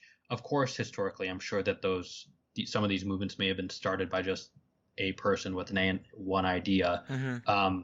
But they usually get some staff and they get organized, I think, to really take advantage. Yeah, there's like a few scenes of the athletes on the phone trying to, I guess, recruit other athletes, but not much more beyond that. Yeah, that's right. I think, and again, like, I think touching more on sort of the more organized movements of the 80s or even today, to the extent that athletes and celebrities are involved, they by and large are not the people who are sort of running the show. They're sort of featured, right, on the pamphlets and the brochures, and they give speeches, and because their celebrity can draw more attention to the movement and the purpose of the movement. It's not usually, Hot Dog McNally who's trying to make the signs for the march in front of the State House or anything like that.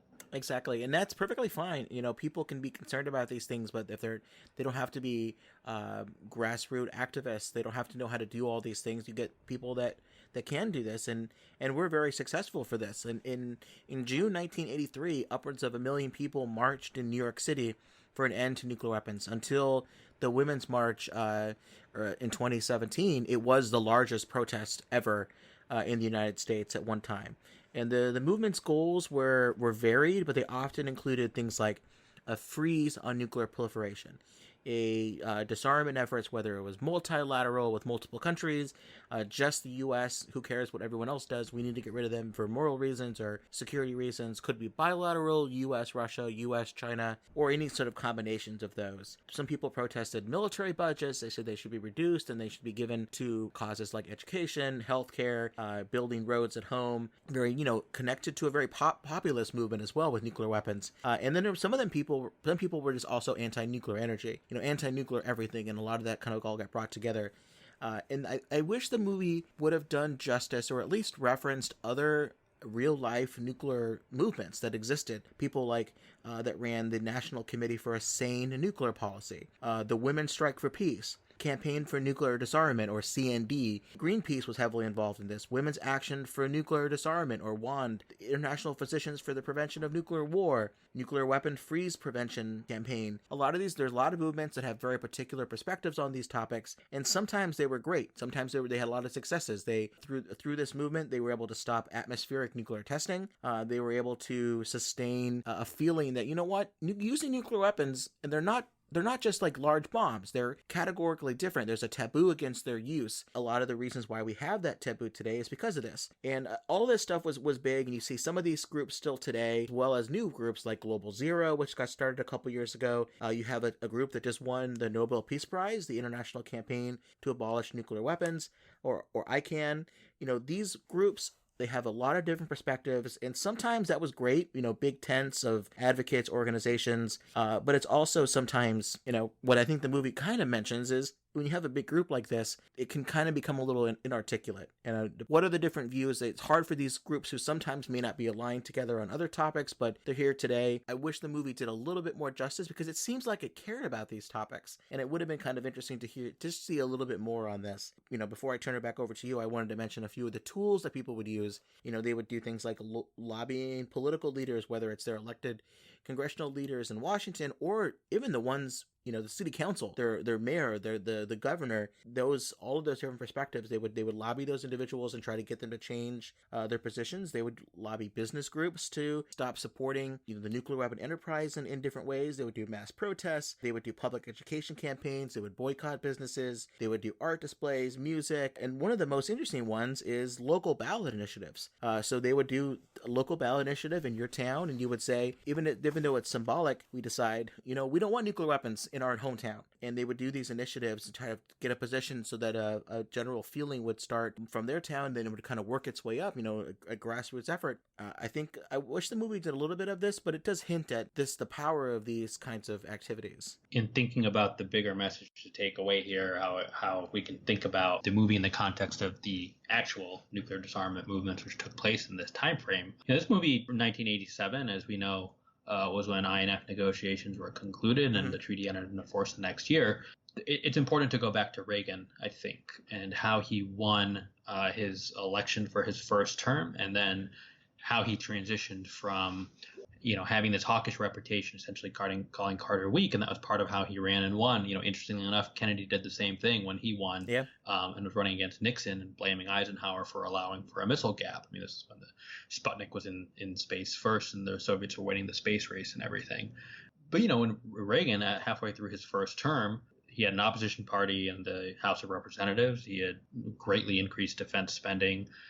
Cold War was tensions were still rising with the Soviet Union. There were no negotiations taking place because Reagan essentially had believed and came into the committee of present danger, and there was no reason to talk to the Soviets who couldn't trust them. That all changed pretty quickly. The House of Representatives endorsed a freeze on producing nuclear weapons in 1983. And you started to see Reagan's political advisors say, hey, boss, we need to start thinking about your upcoming re-election because the rest of the country was becoming a little bit more dovish and you're standing out a little bit more with your rhetoric about the Soviets. And so, you had this sort of eagerness to restart arms control talks, which we knew, at the time, no one really knew they would end up being these sort of significant reductions for the first time, deep reductions in nuclear weapons in both countries. An interesting tidbit, and this comes from a foreign policy article from a few years back.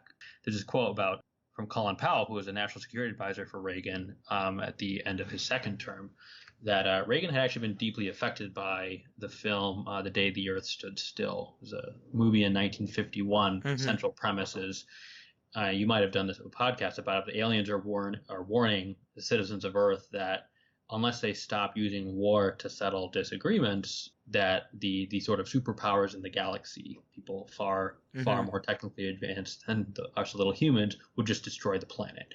And so that's why Reagan always kind of talked about, he sort of invoked alien invasions as a reason for the U.S. and the Soviet Union to overcome these kind of differences and get rid of nuclear weapons. So, these sort of, he had this sort of like latent anti-nuclear view inside him. And then you had movies in the 80s that I know you've done, like War Games, the Day After. And these movies had a profound effect on him. Yeah, absolutely. We haven't done The Day After yet because of two main reasons. One, I'm waiting for a good hook and a good just the right moment to do that movie. Same with Doctor Strangelove, but also because I don't really like it. I think it's kind of a dumb movie in the culture of nuclear weapons. But I cannot deny the impact that it's had on people, as well as as Reagan, as you mentioned, he said he saw that movie, he was terrified of the images. And one of the premise of that movie is that what is the actual geographic center of the United States? It's actually pretty close to being in Lawrence, Kansas.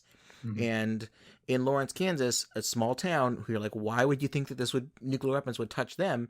Well, they're not very far from missile bases and Air Force bases, and it shows you that even in this small town, this stuff can happen. So, according to the book by Kyle Harvey, which is American Anti-Nuclear Activism, 1975 to 1990, the TV film broadcast of The Day After in 1983 launched a huge anti-nuclear movement of locals in Lawrence, Kansas, which is the setting for that film, as we mentioned. They rose up against nuclear weapons. They rallied around their small-town heartland values to protect their community from the unnecessary risk of nuclear war and nuclear conflict.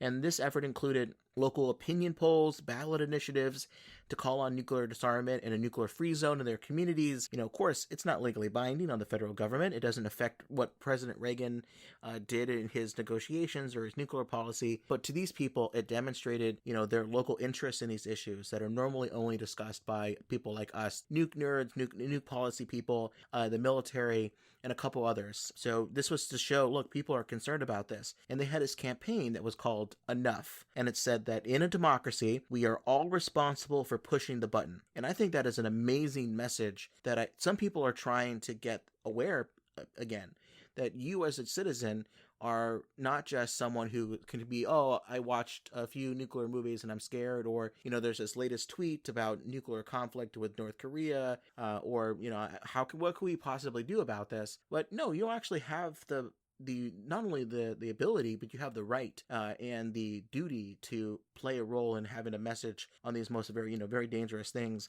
In 1983, in April, Soviet Union athletes were invited to participate in relay races in Lawrence, Kansas. This is where we're going to start to talk a little bit about what the role of athletes in this. And they call these things the friendship relays. And it was an initiative to improve relations between the U.S. and the Soviet Union. And press reports at the time implied that the mayor of Lawrence, Kansas invited Reagan and Andropov to his hometown for peace talks, which is kind of funny little. Maybe that's where they got the idea for the ending of the film. But the mayor of Lawrence, Kansas said that citizens in his town were expressing their communal views and fears of nuclear danger because each side has enough to destroy the other many times over. Every community is a potential target. these things started in this group called Athletes for Peace. There were a bunch of very prominent athletes, and they were discussing the dangers of nuclear weapons. They would do public service announcements. They would do radio and TV. They organized conferences, fundraisers, marathons, bikeathons, peace trips between the U.S. and the Soviet Union. So athletes were also very involved throughout this process. So the idea of people, in the movie, athletes like Hot Dog McNally and Amazing Grace, it's not that crazy that they would be involved in this process. It's just the movie presupposes that this would lead to a larger global movement as opposed to, in our reality, it did some things, but it didn't result in nuclear disarmament. Sort of going back to the Reagan point here, this was all happening, right, at a time for a reason, and it sort of all happened at the right time when, and the movie sort of doesn't make this as, doesn't sort of draw the linkage this clearly, but if you go back to this period of time, like you do see this sort of government not really interested in doing anything with the Soviet Union in terms of nuclear reductions, is interested in building more better nuclear weapons. You have these movements taking place. The government turns around and decides to start talking. These talks lead to something better than expected, which is actual reductions. And one of the other points I wanted to make is this sort of, when Reagan and Gorbachev met in 1985 in Reykjavik, they came pretty close to a plan to just get rid of nuclear weapons, all of them. Get rid of all nuclear weapons, except the hang-up was the Star Wars program, SDI, Strategic Defense Initiative.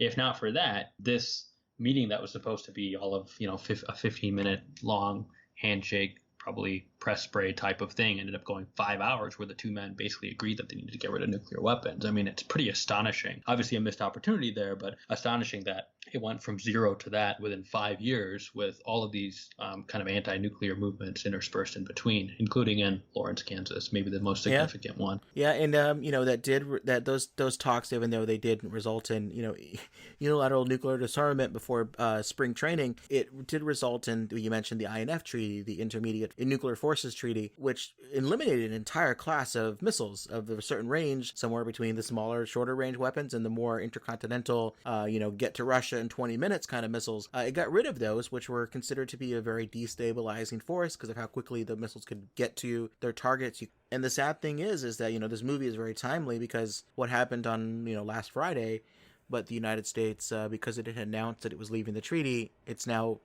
gone. No one is being held by those restrictions anymore, and it's a very dangerous, and we'll have to keep an eye on where things are going to be going about this. Of course, it happened. Are you seeing people? Are your kids still talking to you? Are people protesting? Are kids still playing baseball? At the end of the NBA season is starting to get going. No one is having that reaction to these things like they did in the late 80s, which I think is a worth, moving on to the next piece here, because what did successfully happen in the movie was these disarmament negotiations. They happened within, disarmament basically happening within less than a year. And I find the whole debate, even though it's a kind of a shallow discussion in the film, it does hit on some really serious and real life topics. The idea that the suggestion by the president's aide to do symbolic gestures of arms control. I thought that felt really real to me as something that would be a suggestion. And in some examples that I, remember is the nuclear testing bans before the Comprehensive Nuclear Test Ban Treaty, which opened up for signature in 1996. And that treaty banned nuclear testing everywhere, every environment, underground, in space.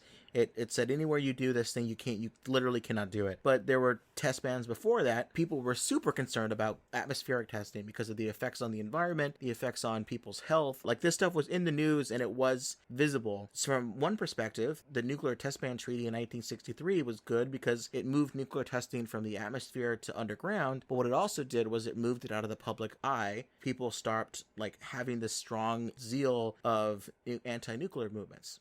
Yeah, I think there is clear symbolic value to negotiating, and there's always an expectation of talks taking place at all times for Americans. I think by and large, Americans like the idea of us using diplomacy to reduce the risk of nuclear war. I won't point to any polls in particular, but I'll say Cold War, the Chicago Council did some polling. Arms control was extremely popular, above 90% for the parties. And I think that by and large that support would be there today if the circumstances were the same. So I don't think that we've all sort of reduced our intellects to a point where we don't pay attention to this if it was a crisis. It's just the crisis isn't quite as in our face as it used to be. But I think with the events of the past week, with uncertain future for arms control and certainly for the NPT and disarmament, maybe you'll start to see some of that attention come back. It is hard to expect people to really mobilize in the same way they did around Chuck or, in real life in the Yeah. 80s when that pressure isn't there and it's not that obvious. And obviously part of our job is to explain this to the public, explain this to people who are in a position to do something about nuclear weapons and the risks. And I think you touched on this before, but there wasn't a ton of enthusiasm for deterrence theory in this movie. That was sort of a part that was not played. You didn't have a Miss Aaliyah explaining the political value that these weapons are actually political in nature, that we hope to never use them because we have these missiles. This town will not be nuked, right? I mean, that never really came across in the movie, and I think that's a missing element. And clearly the movie had an objective here. If you're getting Gregory Peck out of retirement, it's not to have him have a watered down message about, balancing deterrence and disarmament. It's clear that they wanted to drive the disarmament message here. And to your point about the sort of symbolic negotiations and the agreements you listed, I totally agree. I think that these agreements are born out of compromise, and you don't get 100% disarmament, and you don't get one-sided agreements. Really, that there's a quid pro quo negotiation that takes place. Yeah. The Soviet Union may be worried about one particular nuclear capability that the United States has, just like we may be worried about one particular advantage they may have. So the Soviets have traditionally had these heavy liquid-fueled missiles capable of carrying many warheads, and we have not. We have sought to limit them as we think they're destabilizing, given the sort of use it or lose it mentality that may come with such weapons, with so many warheads on them, whereas the U.S. has historically adopted a more stable posture by using SSBNs and a survivable retaliatory strike capability. So anyway, these are all the things that you don't get out of Chuck, but it's just a way of highlighting this sort of attempt by Peck to sort of whittle away at, how much do I really need to do? How much do I really need to negotiate to get this kid off my back, get him back in school, get him back talking and pitching again?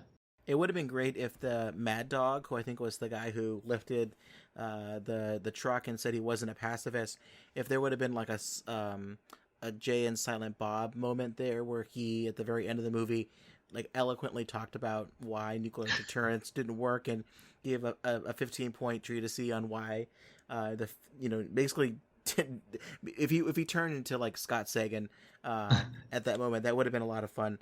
Yeah, but I think Mad Dog was probably the emblematic of how deterrence does work, because as soon as he put that truck back on the street, all those gross Montanans who were trying to beat up Russ and the kids and his wife, they didn't bother him anymore.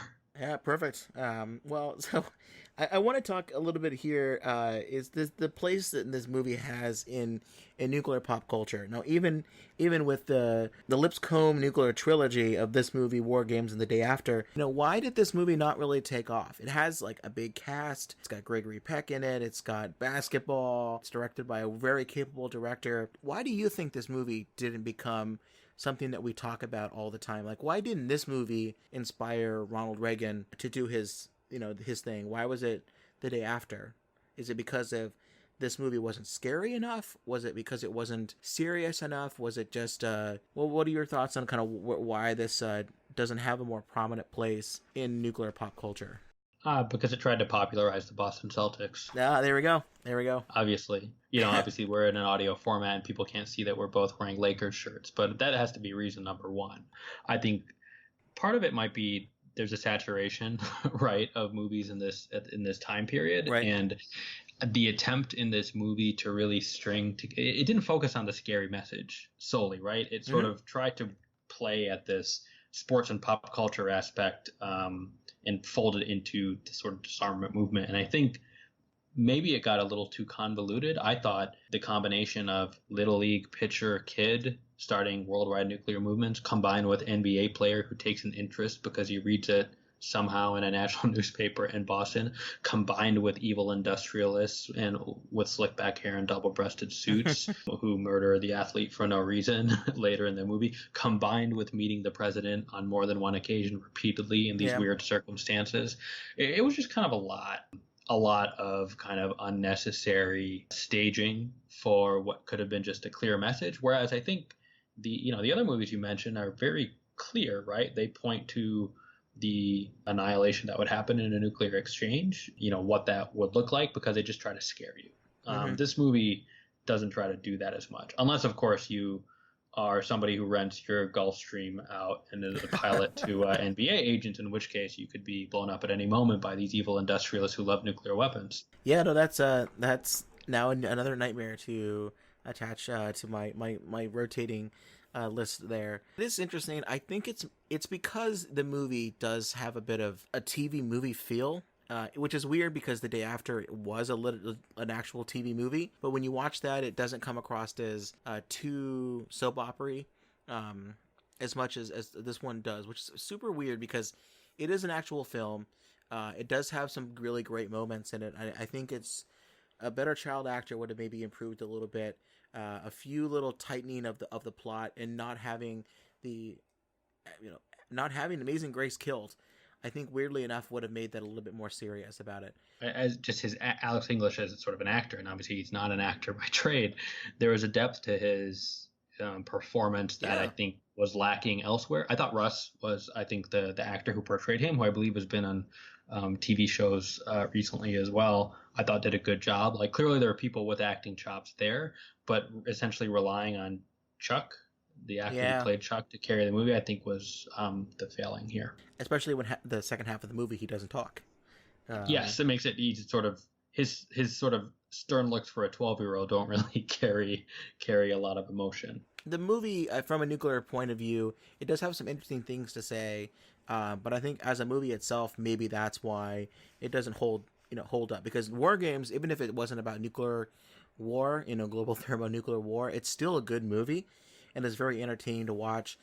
For some people, The Day After, because of the fact that it is super scary and how it took place in Kansas of all places, it really scared people to think, no, this actually could happen to me.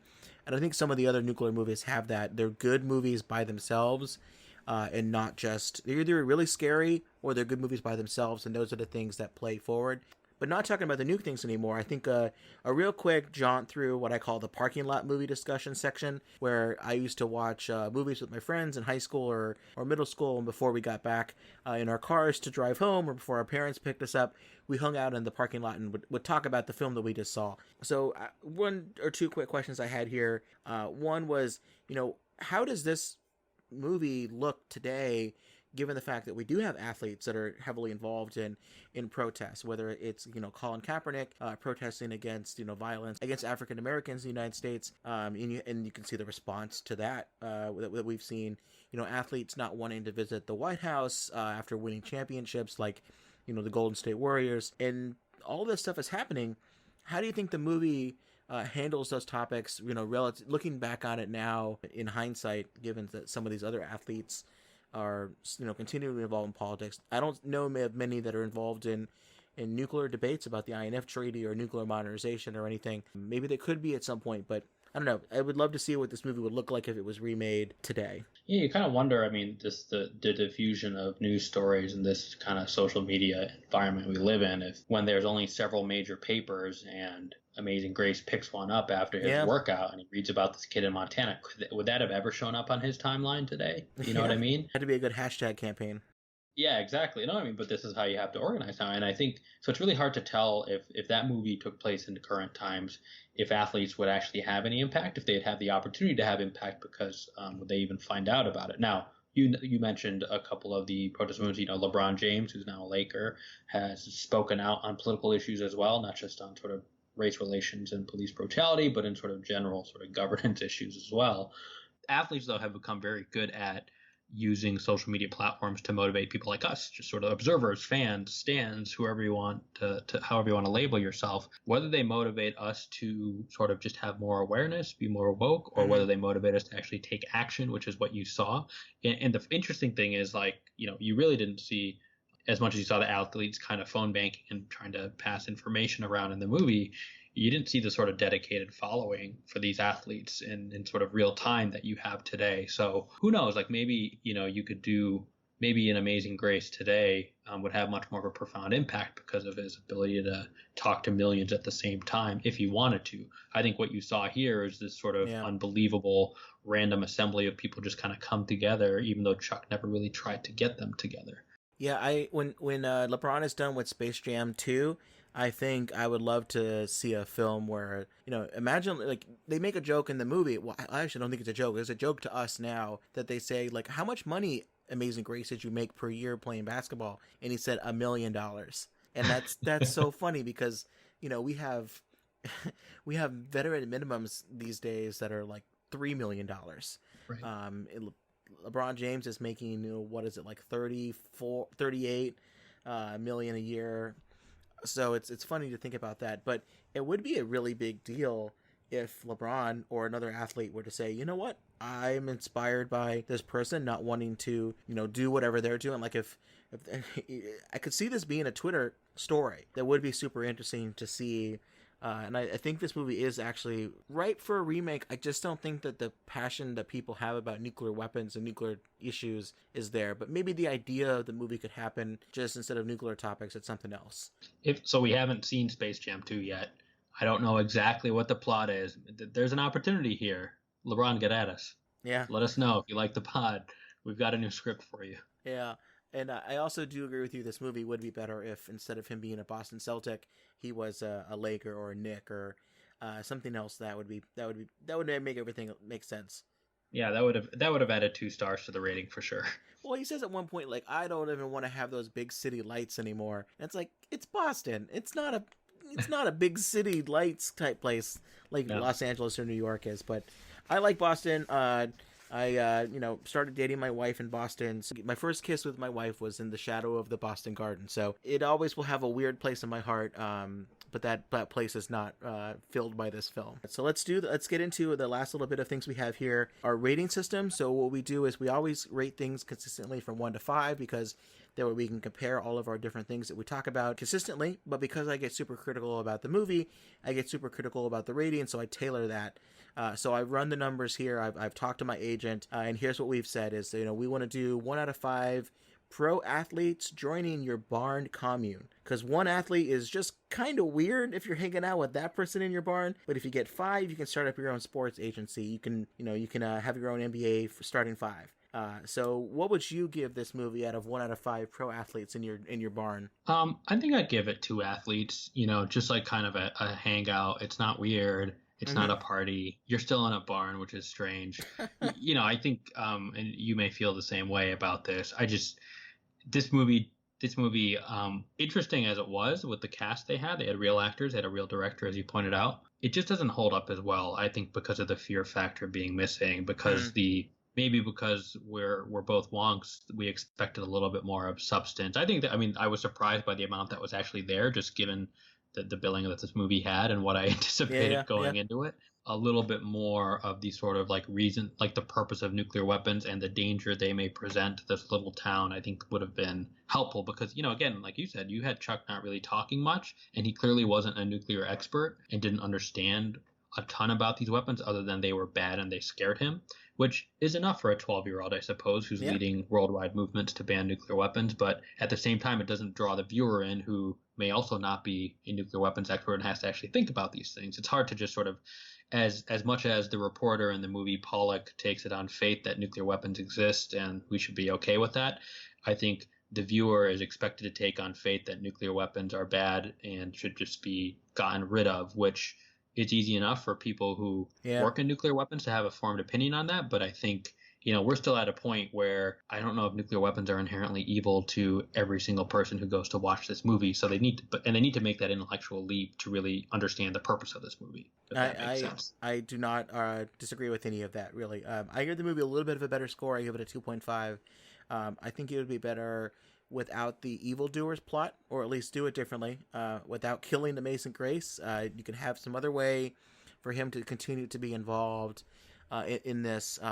And I also think the weird friendship hang type situation it's just weird for the purpose of the film, and it sometimes kind of crosses into that line of accidental comedy at points, and I don't think it was trying to do that. But I think the movie's worth watching. So that's why I give it a 2.5. It's not an average film. It's not one that you get excited to go see, but I do recommend that people see it. And I'd rather recommend people see that movie than movie like Threads, which is terrifying. I don't like recommending to people. I wish everybody had seen it so I can talk about it, but I will never be responsible for recommending that movie to somebody. Is your half of a pro athlete Isaiah Thomas? Is that who's hanging out with you in the barn? Oh, geez.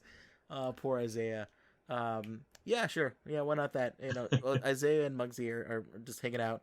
They trying to climb up to the top of the barn.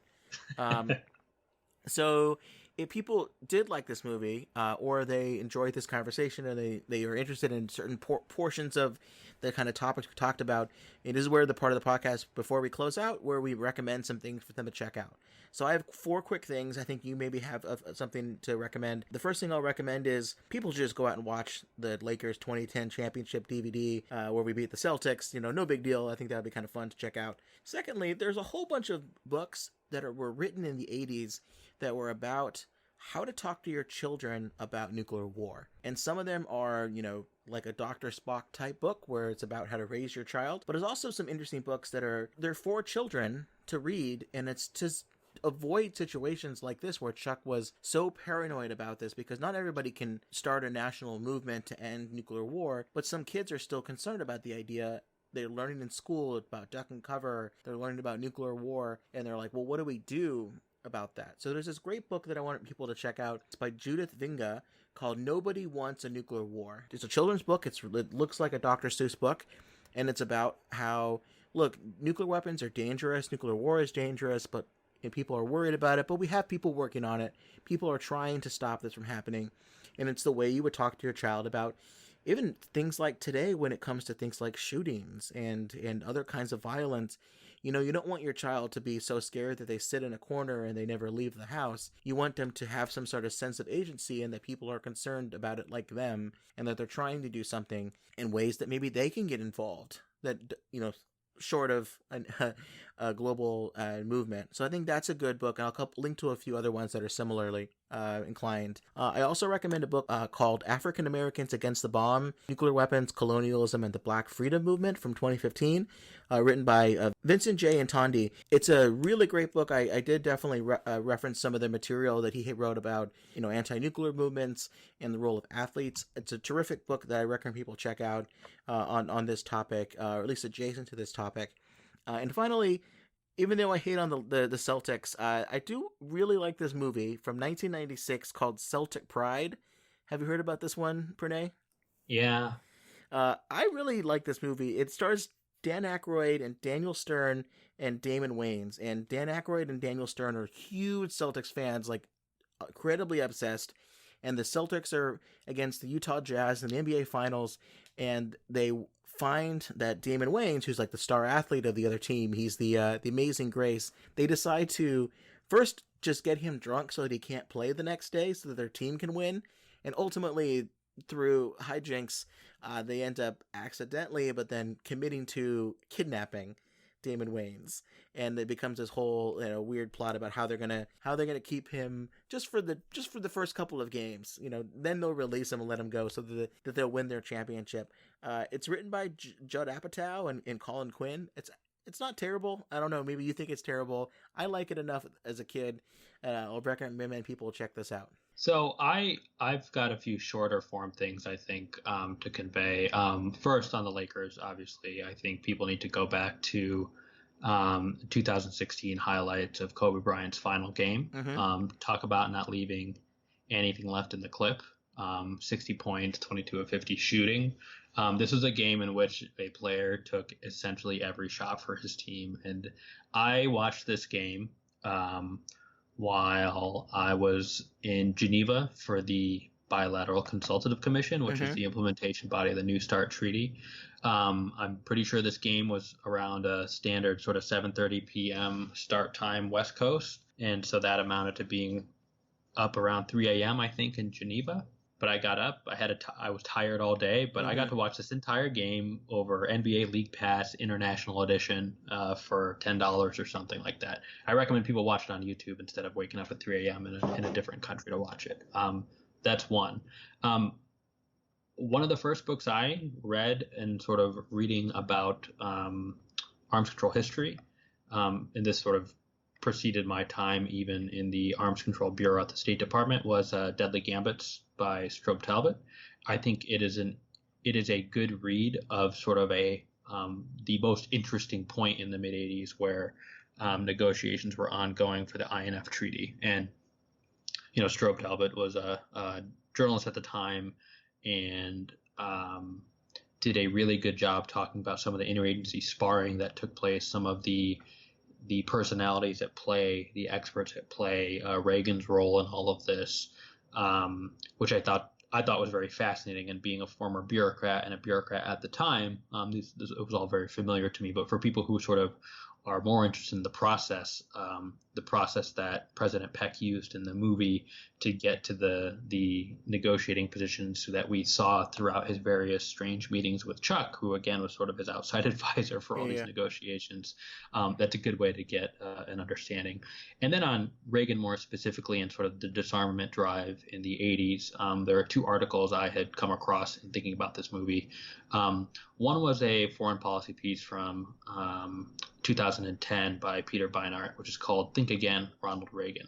And it talks about sort of the sort of less hawkish side of Reagan, and some of the quotes I mentioned when talking about Reagan earlier in our kind of post-movie review were from this article, which I thought was a good compilation.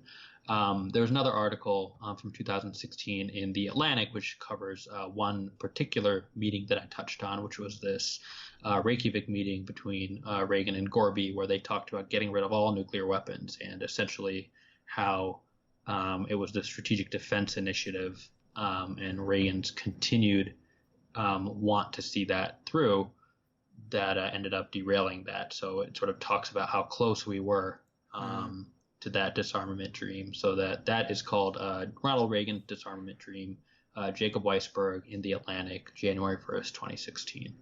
I'll provide links to all of this stuff. Oh, awesome. Thanks. Yeah, the transcripts of those Reykjavik meetings are amazing. Pranay, thanks very much for a late night 2-hour podcast discussion. You put your kids to sleep and now you're talking about, nuke movies and baseball and basketball. If people want to hear more about your thoughts on all of those different topics, where can they find you and your work at the Carnegie Endowment for International Peace? Sure. Thanks, Tim. I had a lot of fun. Always happy to spend my late nights talking about basketball and or nuclear weapons. People can find me at Pranay R. Vaddi, all one word, no spaces. That is my Twitter handle. And on the Carnegie Endowment website, you can search my name and you will see some of the analysis I've done. Nice. You were recently on the Carnegie podcast, right? So I'll link to that as well, about talking about nuclear weapons. That's right. We did a Carnegie podcast, part of the weekly podcast, to explain arms control and the current politics of arms control. So I did a bit of history of the Cuban Missile Crisis, where arms control started, and we had a discussion with Connor O'Brien, Politico defense reporter, who talked about the Hill and the NDAA process, and Jen Psaki does a great job hosting that, and it was nice to get to pod 2 times in 2 weeks. Well, that's good. We talked about the Larry O'Brien trophy in our podcast here, and you talking about the other O'Brien over there, so it all works out well. Go Lakers. Thanks for listening to another episode of the Supercritical Podcast. If you have any suggestions for future episodes, or you want to tell us what we got wrong, either nuke-wise or basketball history-wise, maybe you're a Celtics fan out there, there are a couple ways you can add us. You can go on Twitter. You can do Nuclear Podcast. That's where I respond to stuff. We are also on Facebook. We're on email at supercriticalpodcast@gmail.com. Go to YouTube page. We're on all the places you can get your own podcasts. If you enjoyed the program, you enjoy basketball, talk to your basketball friends about this movie and say, after you're done watching this film, go on and listen to the podcast, and we'll talk about the nuke side of it. So until next time, this has been Tim Westmyer. And this is Pranay Vaddi. And remember, if it's pop culture and radioactive, we are bound to get super critical about it. Have a good one.